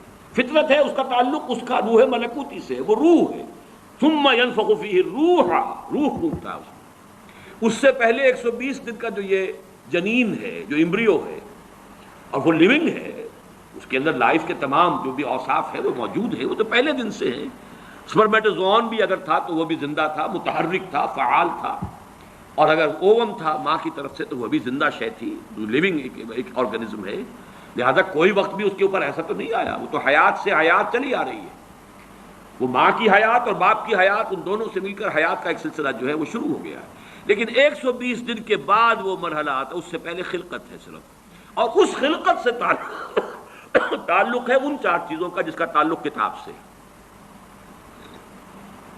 یہ ہے گیون چیزیں اس کے لیے. البتہ یہ کہ اس کے بعد جب روح پھونکی گئی، یہ روح وہ ہے کہ جو اس کا اپنا چوائس ہے. اب دیکھیے، اگر کسی کی خلقت کے اندر بدی کے رجحانات بہت تھے، اس کی روح سٹرگل کر رہی ہے شاکلہ کے اندر شاکلہ سے باہر نکل نہیں سکتی. Great resistance it has to overcome. کرتے یوں سمجھیے کہ جیسے دیمک جو ہے کسی چوکھٹ کو اندر سے کھا رہی ہے. ایک وقت آتا ہے کہ وہ اوپر ظاہر ہو جاتی ہے. تو اس کے اندر جو ہے خلقت میں اگر نیکی کا رجحان زیادہ تھا، لیکن اس کی اپنی چوائس بدی کی ہے، تو اسے سٹرگل کرنی پڑی ہے اپنی نیکی کو دبانے میں. اس وقت تک نیکی ظاہر ہو رہی ہے، لیکن بالآخر وہ کامیاب ہو جاتا ہے، اس لیے کہ وہ شقی تھا اور آخر میں وہ دیمک جو ہے شقاوت کی وہ ظاہر ہو جاتی ہے. اگر بدی کے رجحانات اس کی خلقت میں زیادہ تھے، گیون شاکلہ جو ہے وہ نیگیٹو زیادہ تھا، وہ کوشش کر رہا ہے. اب یہ سٹرگل جو ہے انسان کی شخصیت کے اندر ہو رہی ہے. اللہ جانتا ہے اس کو. دیکھنے والوں کو تو یہ نظر آئے گا وہی کام کر رہا ہے، جو پہلے 10 سال پہلے کر رہا تھا آج بھی وہی کر رہا ہے. انہیں نظر نہیں آئے گا کہ اس نے کتنی محنت کی ہے، کتنی بار گرا ہے پھر اٹھا ہے، پھر گرا ہے پھر اٹھا ہے، کتنی مرتبہ جو ہے اوور پاور کیا ہے اسے اس کی اس خلقت نے، اور شیطانی وساوس نے جو اس کو اور سپورٹ کر رہے ہیں. لیکن اس نے اپنی he has not given up his struggle، اس کے اندر لگا رہا ہے یہاں تک کہ بالآخر کامیاب ہو گئے. لیکن دیکھنے والوں کو جو نظر آئے گا اس کے اعتبار سے حدیث نے بات کو واضح کر دیا. کوئی اشکال نہیں، الحمدللہ میرے ذہن میں کوئی اشکال اس حدیث کے درجے میں باقی نہیں رہا. اب آگے چلیے 5ویں حدیث ہے. وعن سهل بن سعد رضی اللہ عنہ قال قال رسول اللہ صلی اللہ علیہ وسلم ان العبد لیعمل عمل اہل النار وانه من اہل الجنہ ویعمل عمل اہل الجنہ وانه من اہل النار وانما الاعمال بالخواتیم. آخری فیصلہ ہوگا اس کے اس آخری وقت کا جو معاملہ ہے اس کے اعتبار سے. اب جو اس کی وضاحت کی ضرورت نہیں، یہ بھی متفق علیہ ہے. چھٹی حدیث وعن عائشہ رضی اللہ عنہا قالت دعی رسول اللہ صلی اللہ علیہ وسلم الى جنازۃ صبی من الانصار. حضرت ام المومنین حضرت عائشہ صدیقہ رضی اللہ تعالی عنہ فرماتی ہیں کہ حضور کو دعوت دی گئی، آپ سے درخواست کی گئی، انصار میں کسی بچے کا انتقال ہو گیا کہ آپ اس کی نماز جنازہ میں شرکت فرمائیں، پڑھائیں. فقلت یا رسول اللہ، میں نے عرض کیا اللہ کے رسول، یعنی اب اس میں یوں سمجھیے کہ جو چیز امپلائڈ ہے آپ خامخواہ یہ وقت لگائیں گے، جائیں گے، دعا کریں گے، آمد و رفت کی آپ کو مشقت جھیلنی پڑے گی. تو بالہذا یہ تو ایک بالکل ہی پاک وجود، کوئی اس نے برائی کمائی ہی نہیں، انفینسی میں یا چائلڈ ہوڈ میں اس کا انتقال ہو رہا ہے. تو بالہذا عصفور من عصافر الجنہ لم یعمل السوء. وہ تو جنت کی چڑیوں میں سے ایک چڑیا تھی، چلی گئی، اس نے کوئی کام کیا ہی نہیں. ولم یدرکہ، نہ اس نے کوئی برا عمل کیا، نہ برے عمل کے قریب پھٹکا، اس کا ادراک بھی نہیں، اسے ابھی بدی کا کوئی شعور ہی نہیں تھا. فقال، اب حضور نے فرمایا او غیر ذالک یا عائشہ، اے عائشہ کہیں ایسا تو نہیں کہ بات اس کے برعکس ہو. ان اللہ خلق للجنت اہلا، دیکھو اللہ تعالیٰ نے جو مخلوق پیدا کی ہے اپنے انجام کے اعتبار سے ان میں سے کچھ جو ہے وہ جنت کے لیے. خلقہم لہا وہم فی اسلاب آبائہم، اگرچہ وہ ابھی اپنے باپوں کی پیٹھوں میں صلب میں ہوتے ہیں تب بھی ان کے بارے میں علم خداوندی میں کچھ طے ہے. وخلق للنار اہلا خلقہم لہا وہم فی اسلاب آبائہم. اسی طریقے سے چاہے ابھی کچھ لوگ اپنے والدین، اپنے آبا دادا کی ابھی پشت کے اندر ہی ہے، ابھی وہ باپ تک بھی منتقل نہیں ہوا ہے، لیکن یہ کہ اللہ کے علم میں ہم نہیں کہہ سکتے کہ کس کا کیا انجام ہونا ہے. یہ ہمارے علم کی بات نہیں ہے، یہ اللہ تعالیٰ کے حوالے، علم خدا بندی میں. ہمارا کام شریعت کا کیا ہے؟ مسلمان کا جنازہ ہے، جاؤ پڑھو، چاہے بچہ ہو. مشرک کا بچہ ہے، اس کا آپ جنازہ نہیں پڑھ سکتے، بس بات ختم ہو گئی. ہمارے لیے شریعت ہے، اور وہ ہے اس ظاہر کے اعتبار سے. حقیقت میں کس کا کیا انجام ہونے والا ہے وہ اللہ بہتر جانتا ہے. ساتویں حدیث وعن علی رضی اللہ عنہ قال قال رسول اللہ صلی اللہ علیہ وسلم ما منکم من احد الا وقد کتب مقعده من النار ومقعده من الجنہ. قالوا یا رسول اللہ افلا نتکل علی کتابنا وندع العمل. حضرت علی سے اب یہ بڑی حکیمانہ یعنی حدیث ہے. حضرت علی سے مروی ہے رضی اللہ تعالی عنہ کہ حضور نے ارشاد فرمایا ما منکم من احد، تم میں سے کوئی شخص ایسا نہیں ہے، کوئی شخص نہیں ہے مگر یہ کہ لکھا جا چکا ہے اس کا ٹھکانہ یا جنت میں یا دوزخ میں. یعنی اللہ کے علم میں طے، اللہ کے علم میں معلوم ہے. محنت کرو گے، کوشش کرو گے، لیکن یہ کہ جو انجام ہے وہ اللہ کے علم میں ہے، کتاب میں. من قبل ان نبراہا، وہ تو اس علم الہی کی جو کتاب ہے، ام الکتاب، اس کتاب کے اندر سے جو بھی ہے وہ در حقیقت وہ اس کا ظہور ہوگا بالآخر. تو لوگوں نے کہا قالوا یا رسول اللہ، اب یہ جو نتیجہ نکلتا ہے نوٹ کیجئے، افلا نتکل علی کتابنا وندع العمل، تو کیا پھر ہم توکل نہ کریں، بھروسہ نہ کریں اپنی کتاب پر، جو بھی لکھا ہوا ہے وہ تو ہونا ہی ہے، پھر عمل چھوڑ دیں. یہ مشقت بھاگ دوڑ یہ وہ اس کے لیے کائے کے لیے؟ قال اعملوا، نہیں، عمل کرو، محنت کرو، جد و جہد کرو، امکانی حد تک کرو. فکل میسر لما خلق له، ہر شخص تدریجاً اس کی تیسیر ہوتی چلی جائے گی. میسر، اس کو ذرا لفظ کو نوٹ کر لیجیے، اس لیے اس حدیث میں یہ ذرا ثقیل شکل میں بھی آگے آ رہا ہے 2 مرتبہ. یسر کہتے ہیں آسانی کو، عسر کہتے ہیں تنگی کو. فلم عسر والیسر، جن حضرات نے بیعت کی ہے تنظیم اسلامی میں شامل ہوتے ہوئے وہ ان الفاظ سے خوب واقف ہیں. فی العسر والیسر، اطاعت کریں گے عسر میں بھی یسر میں بھی. اب یسر سے باب تفعیل تیسیر، یسرا یسر تیسیراً، کسی شے کو میسر کر دینا، آسان کر دینا، سہج سہج پہنچا دینا. جیسے کہ جو سورۃ اللیل ہے آخری پارے میں فَسَنُيَسِّرُهُ لِلْيُسْرَى وَسَنُيَسِّرُهُ لِلْعُسْرَى، آہستہ آہستہ ہم اسے اليسرا میں پہنچا دیں گے یا آہستہ آہستہ وہ العسرا میں پہنچ جائے گا۔ تو کل میسر لما خلق لہ، ہر ایک جو بھی اس کتاب کے اندر درج ہے اس کے مطابق اس کی تیسیر اور توفیق ہو جائے گی۔ اما من کان من اہل السعادۃ فسیسر لعمل السعادہ، تو جس کا اللہ تعالیٰ کے اس علم میں سعادت کا ہے انجام، وہ سعادت کے لیے آسان کیا جائے گا، اس کے لیے سعادت اور نیکی کے راستے کھول دیے جائیں گے، کھلتے چلے جائیں گے۔ وَأَمَّا مَنْ كَانَ مِنْ أَهْلِ الشَّقَاوَةِ شَقِيٌّ وَسَعِيدٌ، یہ ہم اس حدیث میں پڑھ چکے ہیں متفق علیہ میں، یہ بھی لکھ دیا جاتا ہے۔ تو فرمایا فَسَيُيَسَّرُ لِعَمَلِ الشَّقَاوَةِ ثُمَّ قَرَأَ فَأَمَّا مَنْ أَعْطَى وَاتَّقَى وَصَدَّقَ بِالْحُسْنَى فَسَنُيَسِّرُهُ لِلْيُسْرَى۔ اب یہاں دیکھیے آیت جو کوٹ کی ہے آپ نے وہ بالکل وہی ہے، 4 شرطیں پہلے انسان پوری کرتا ہے، 3 کم سے کم 3 آتے۔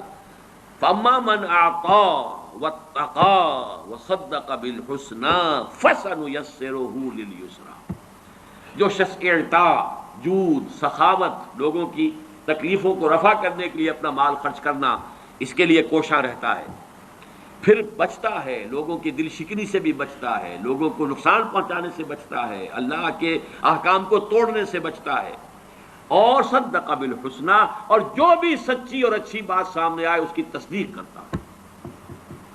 یہ 3 شرطیں پوری کرو گے فَسَنُيَسِّرُهُ لِلْيُسْرَى، تو ہم اس کو سہج مشکلات جو ہیں اس راستے کی آسان سے آسان کر دیں گے، دروازے کھولتے چلے جائیں گے، جیسے کہ فرمایا وَالَّذِينَ جَاهَدُوا فِينَا لَنَهْدِيَنَّهُمْ سُبُلَنَا، اپنے راستے ان کے لیے کھولتے چلے جائیں گے۔ اور اس کے برعکس وَأَمَّا مَن بَخِلَ وَاسْتَغْنَى وَكَذَّبَ بِالْحُسْنَى فَسَنُيَسِّرُهُ لِلْعُسْرَى، تو آیات کا حوالہ دیا حضور نے اس حدیث کے اندر۔ 2 حدیثیں اس میں جو کہ ایمان بالقدر سے بظاہر متعلق نہیں ہے، لیکن بہرحال صاحب مشکات نے جمع کی ہیں، اس میں درج کی ہے، اس میں بھی لفظ کتاب ہے جو نوٹ کرنے کا ہے۔ وعن ابی ہریرہ رضی اللہ عنہ قال قال رسول اللہ صلی اللہ علیہ وسلم ان اللہ كتب على ابن آدم حظه من الزنا ادرک ذلك لا محالہ۔ حضور نے فرمایا کہ ہر ابن آدم پر اللہ تعالیٰ نے زنا کا کچھ نہ کچھ حصہ لکھ دیا ہے، لکھ دیا کہ یہ حصہ اس میں آئے گا، اس کے حصے میں پڑے گا، یہ علم خداوند ہے۔ تو وہ کیا ہے؟ وہ لا محالہ اس کا وہ حصہ اسے پہنچے گا۔ فزنا العین النظر، زنا جس کو ہم معروف معنی میں زنا کہتے ہیں وہ نہ بھی ہو تو آنکھ کا بھی زنا ہے، نہ محرم کو دیکھنا۔ ایک مرتبہ کی نگاہ جو ہے وہ معاف ہے، دوسری مرتبہ کا دیکھنا وہ آنکھ کے زنا کے حکم میں ہے۔ وزنا اللسان النطق، نہ محرم سے گفتگو کرنا اور خامخواہ گفتگو کو طول دینا، اس میں لذت لینا، ضرورت کے ساتھ کوئی گفتگو کرنی پڑ رہی ہے، کراہت کے ساتھ کرنی پڑ رہی ہے، بس جتنی بات ضروری ہے اتنی ہی کی ہے، وہ بات اور ہے، لیکن یہ کہ اس سے آگے معاملات مختلف اعتبار وہ بھی زبان کا نطق کا دینا ہے۔ والنفس یتمنی وتشتہی، اور نفس کا معاملہ یہ ہے کہ پھر وہ تمنا اس میں ابھرتی ہے کہ تکمیل ہو جائے اس عمل زنا کی، اور اس میں اشتہا ہوتا ہے، شہوت ہوتی ہے۔ والفرد یصدق ذلک ویکذبہ، اس کے بعد تو عمل جو ہے وہ یا اس کی توثیق اور تصدیق کر دیتا ہے یا اس کی تکذیب کر دیتا ہے۔ متفق علیہ روایت ہے۔ وفی روایت لمسلم، اور جو امام مسلم منفرد طور پر جو لائے ہیں روایت وہ یہ بھی ہے کہ قال كتب على ابن آدم نصیبہ من الزنا مدرک ذلك لا محالہ، العینان زناہما النظر والاذنان زناہما الاستماع واللسان زناہ الکلام والید زناہ البطش والرجل زناہ القطع والقلب یہوی ویتمنی ویصدق ذلك الفرج ویکذبہ۔ بہرحال اس کی بھی مزید ترجمے کی ضرورت نہیں ہے، بات مضمون وہی ہے۔ اب آئیے نویں حدیث۔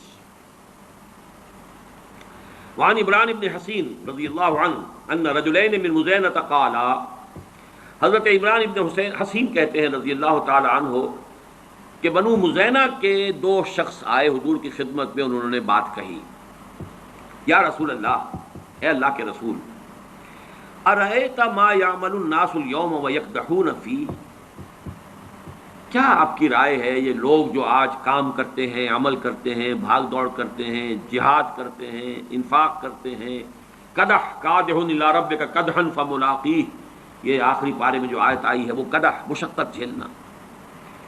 تو یہ جو انسان مشقت کرتا ہے، اب اس کے بارے میں آپ کیا فرماتے ہیں؟ اشیء قضی علیہ، کیا یہ کوئی ایسی شے ہے جو ان کے بارے میں پہلے سے طے شدہ ہے؟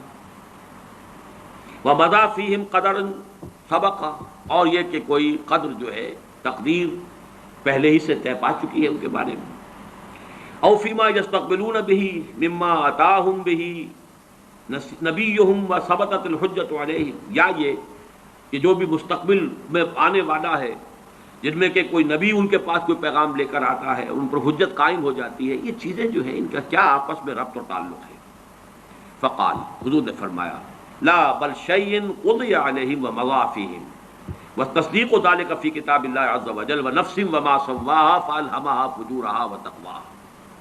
حضور نے فرمایا، اور یہاں پر پھر میں کہوں گا کہ اس سے مراد صرف وہ علم الہی ہے کہ اس میں وہ شے طے شدہ ہے کہ کسی شخص کو کیا کرنا ہے، کیا کرے گا، لیکن اس سے اس کے آزاد ارادے اور اس کے چوائس کی نفی مطلق انفر کرنا درست نہیں ہے.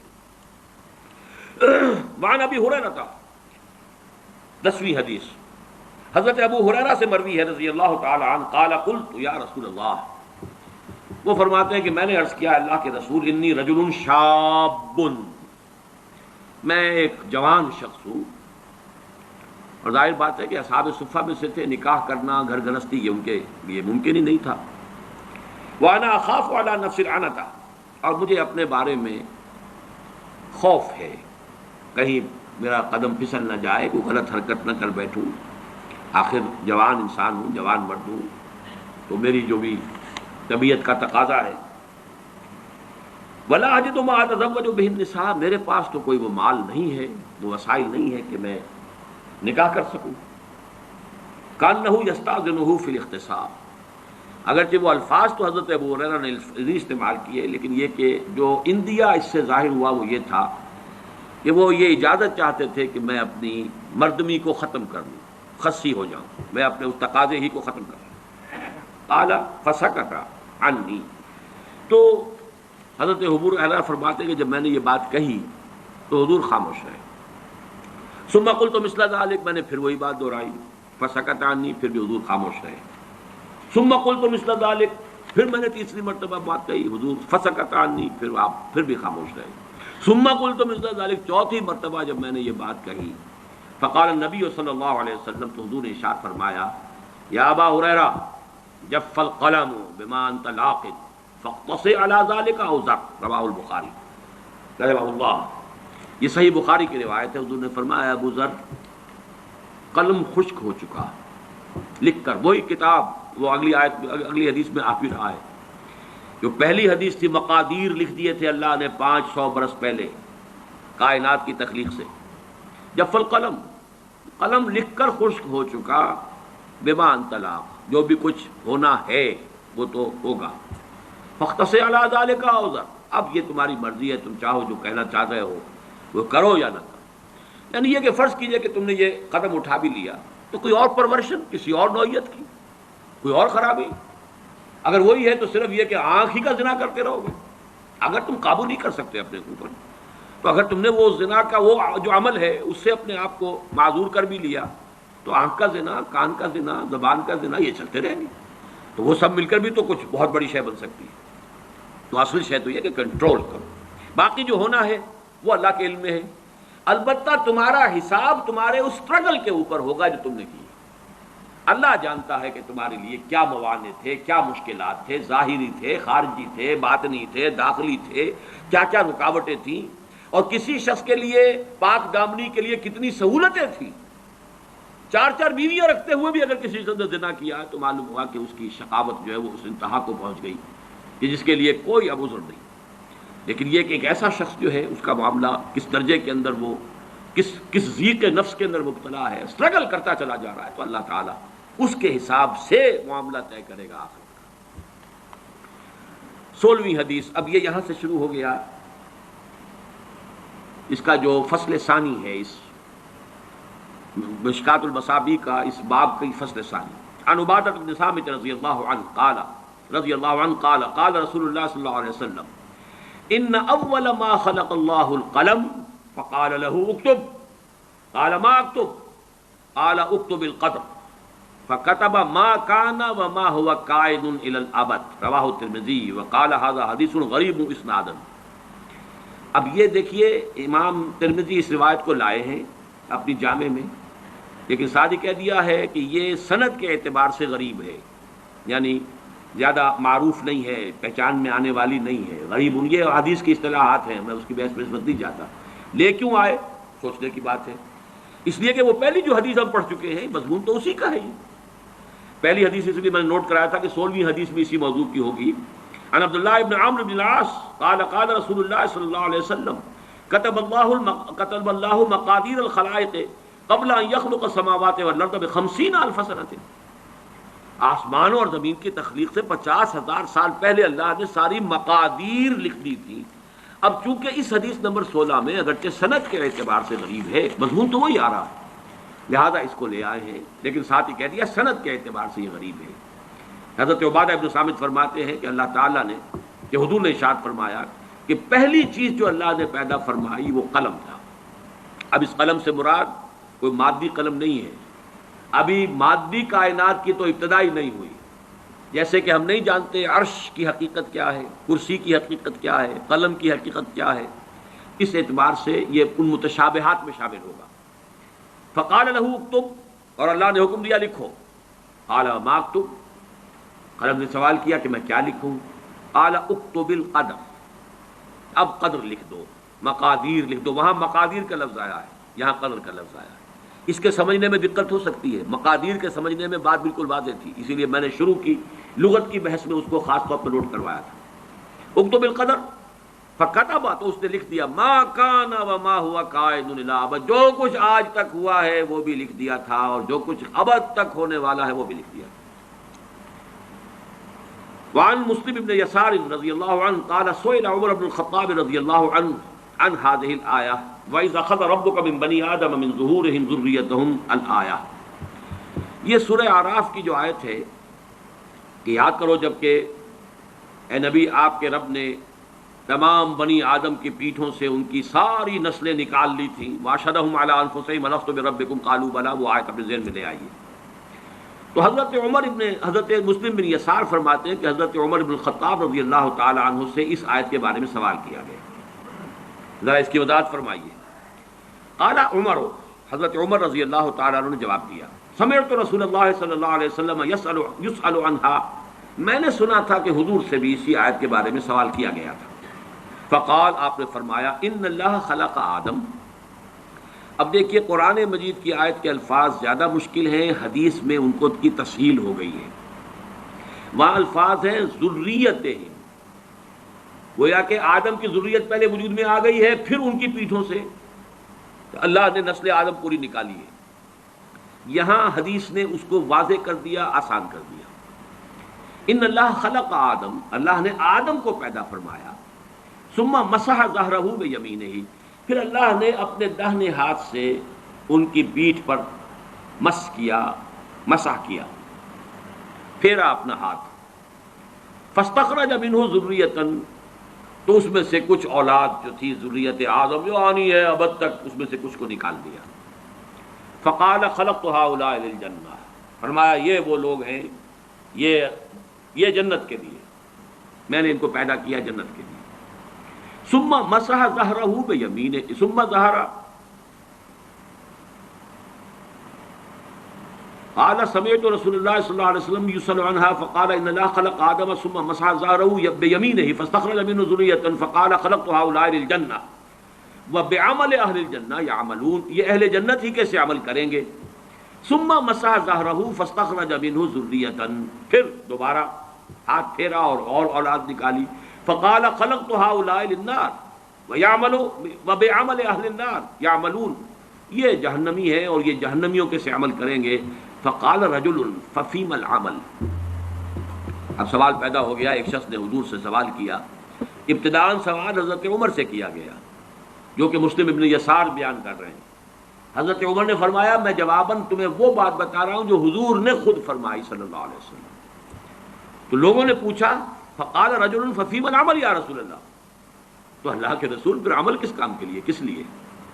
فقال رسول اللہ صلی اللہ علیہ وسلم ان اللہ اذا خلق العبد للجنۃ استعمله بعمل اہل الجنۃ حتى يموت على عمل من اعمال اہل الجنۃ فيدخله به الجنہ، اللہ تعالیٰ نے جس کو جنت کے لیے بنایا ہے اس کو جنت ہی کے کام کرنے کے لیے اس کے لیے سہولت پیدا کرتا ہے، یہاں تک کہ وہ اسی پر اس کا انتقال ہو جاتا ہے، اس میں اسے داخل کر دیتا ہے۔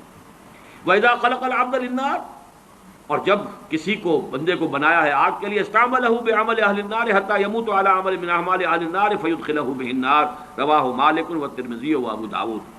اب اس حدیث کو ہم پڑھیں گے اس لفظ کے ساتھ جو تیسیر کا ہم پہلے پڑھ چکے ہیں، جو متفق علیہ روایت میں آتی تھی، میسر ہو جانا، جو لوگ یہ کام کریں گے ان کی یہ تیسیر ہو جائے گی، جو لوگ یہ کام کریں گے ان کی وہ تیسیر ہو جائے گی۔ حدیث نمبر 18، وعن عبداللہ ابن عمرو رضی اللہ تعالی عنہما قال خرج رسول اللہ صلی اللہ علیہ وسلم فیہ وفی یدیہ کتابان۔ حضرت عبداللہ ابن عمرو ابن العاص رضی اللہ تعالی عنہما فرماتے ہیں، ان سے روایت کیا گیا کہ حضور ایک مرتبہ برآمد ہوئے، تشریف لائے، اور آپ کے دونوں ہاتھوں میں دو کتابیں، دو رجسٹر، دو کاپیاں جو بھی کہیں وہ تھے۔ فقال اتدرون ما هذان الکتابان، تو حضور نے پوچھا صحابہ سے، جانتے ہو کہ یہ کیا ہے یہ رجسٹر؟ قلنا لا یا رسول اللہ الا ان تخبرنا، سب نے کہا نہیں حضور، اے اللہ کے رسول ہم نہیں جانتے الا یہ کہ آپ خود ہمیں بتا دیں، آپ ہمیں باخبر کر دیں، الا ان تخبرنا۔ فقال الذی فی یدہ الیمنی، تو اب آپ نے فرمایا جو آپ کے داہنے ہاتھ میں تھی، ھذا کتاب من رب العالمین، یہ ہے وہ نوشتہ تمہارے رب کی طرف سے، تمام جہانوں کے پروردگار کی جانب سے، فیہ اسماء اہل الجنہ، اس میں جو بھی لوگ انتہا کا جو درجہ ہے آخری اپنی عاقبت کے اعتبار سے جنت میں جانے والے ہیں ان کے نام درج ہیں۔ پھر یہاں نوٹ کر لیجیے، وہی کتاب، وہی علم خدا بندی جو ازلی ہے، قدیم ہے، اور اس کی کا جو بھی علم خدا بندی ہے وہ قطعی ہے، اس میں کوئی غلطی ثابت نہیں ہو سکتی۔ واسماء آبائہم وقبائلہم، اور ان کے آباء و اجداد کے شجرہ نسب بھی ہیں، ان کے قبیلوں کا بھی، ثم اجمل علی آخرہم، اور پھر یہ کہ آخری انسان تک کا نام اس میں درج ہو چکا ہے، جو بھی اہل جنت ہوں گے، فلا یزاد فیہم ولا ینقص منہم ابدا، اب اس میں نہ کسی کا اضافہ ہوگا اور نہ کسی کی کمی ہوگی۔ ثم قال للذی فی شمالہ، اور پھر آپ نے فرمایا جو میرے بائیں ہاتھ میں ہے، ھذا کتاب من رب العالمین فی اسماء اہل النار، یہ ہے رب العالمین کی طرف سے وہ کتاب جس میں جہنمیوں کے نام درج ہیں، واسماءہم واسماء فیہ اسماء اہل النار واسماء آبائہم وقبائلہم، اور ان کے قبائل کے اور آباء و اجداد کے نام درج ہیں۔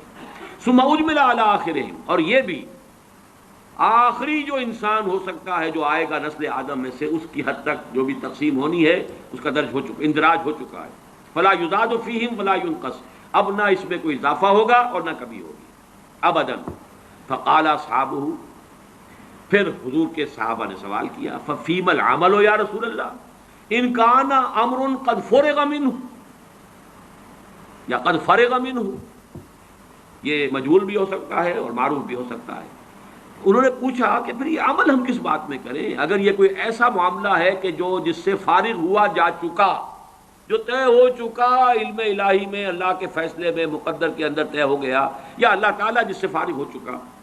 فقال صددوا وقاربوا، دو الفاظ بڑے اہم ہیں، سیدھے کرنے کی کوشش کرتے رہو، سددوا، سداد کہتے ہیں سیدھا کرنا، تو سیدھا راستہ کرنے کی کوشش کرتے رہو۔ تمہارے اندر کوئی ٹیڑھ اگر ہے خلقت کے اندر، کوشش کرو اسے سیدھا کرو، جتنے بھی امکان کی حد تم کر سکتے ہو سیدھا کرو، اور قارب مقاربت، قریب قریب بہتر لانے کی کوشش کرو، خیر کی طرف، بھلائی کی طرف۔ پھر وہی آیت ذہن میں رکھیے، فاما من اعطى واتقى وصدق بالحسنى، کوشش اس کی کرو، فسنيسره لليسرى، واما من بخل واستغنى وكذب بالحسنى فسنيسره للعسرى۔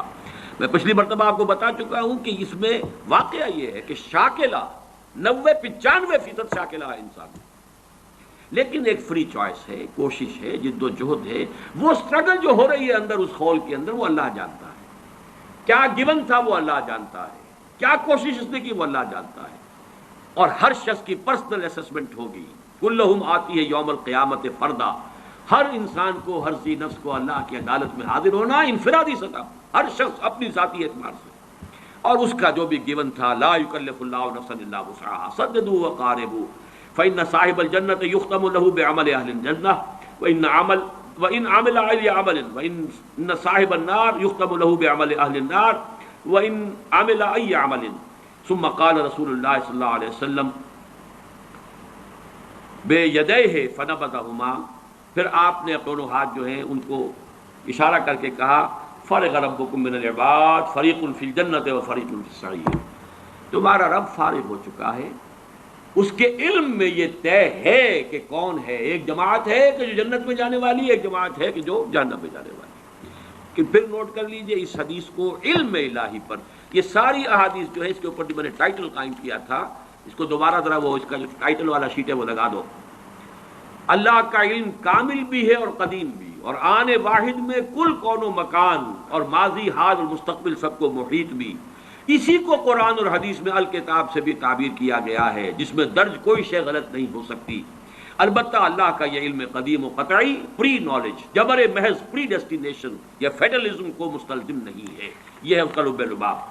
بہرحال یہ جو حدیث تھی کہ اللہ تعالیٰ فارغ ہو چکا ہے، فرغ ربکم من العباد فریق فی الجنۃ و فریق فی السعیر، یہ قرآن مجید کے الفاظ ہیں، رواہ الترمذی رحمہ اللہ۔ اب اس کی حدیث نمبر 19، ٹائم تو زیادہ ہو رہا ہے لیکن یہ کہ آج اس کو ختم کر دیں، تھوڑا سا مزید دوں گا، یا بس یہ کہ صرف یہ ایک حدیث پڑھ لیتے ہیں۔ ویسے یہ نوٹ کر لیں کہ اگلے اتوار کو تو ہمارا ناغا لا محالہ وہ رہنا، اس لیے کہ وہ اب عاشورے کا دن ہوگا، اور عاشورہ جو ہے وہ تو اب وہ قیامت صغریٰ کی بجائے بھی قیامت کبریٰ بنتا جا رہا ہے۔ اللہ تعالیٰ خیر سے گزار دے، کیونکہ بہت کچھ زندگی معطل ہوگی، لہذا اس نظام کو بھی ہم اس میں درس کو بھی اس کا داغا کریں گے۔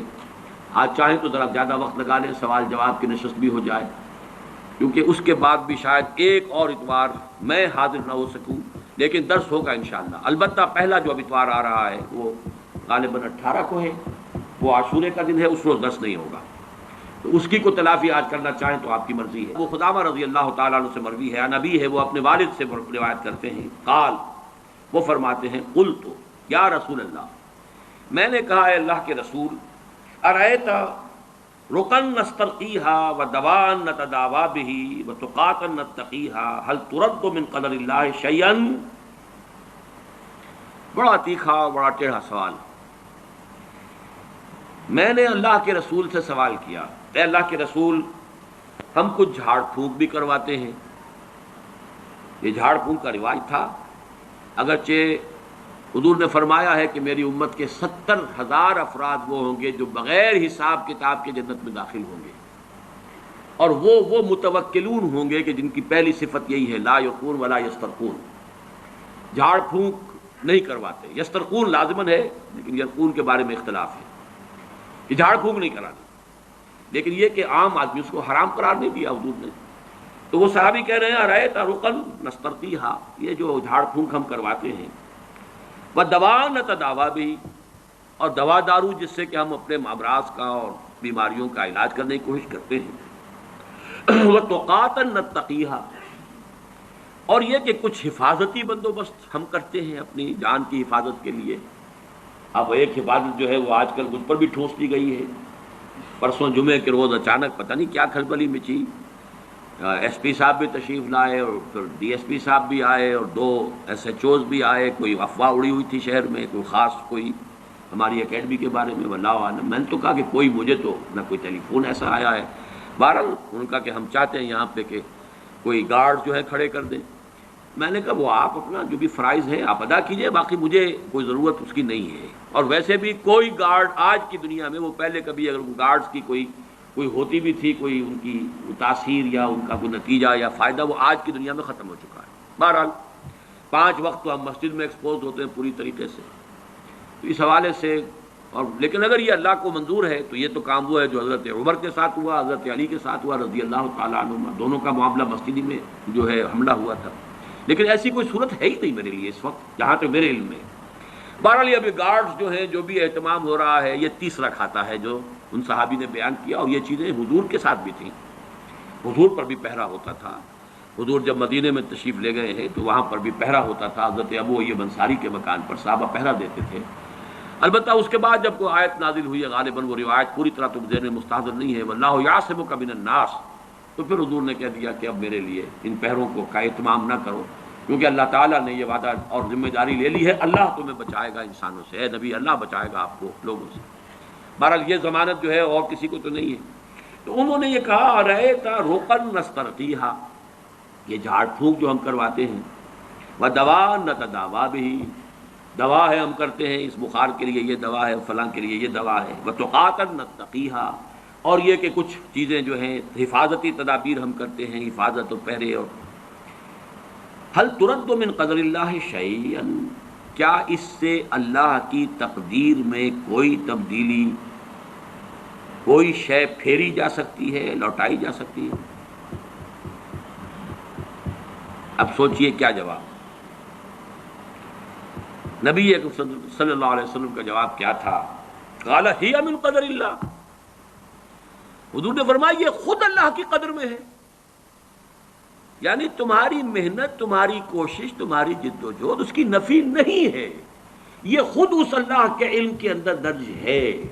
اس حوالے سے یہ اس قدر کے، اس تقدیر کے منافی ہے ہی نہیں۔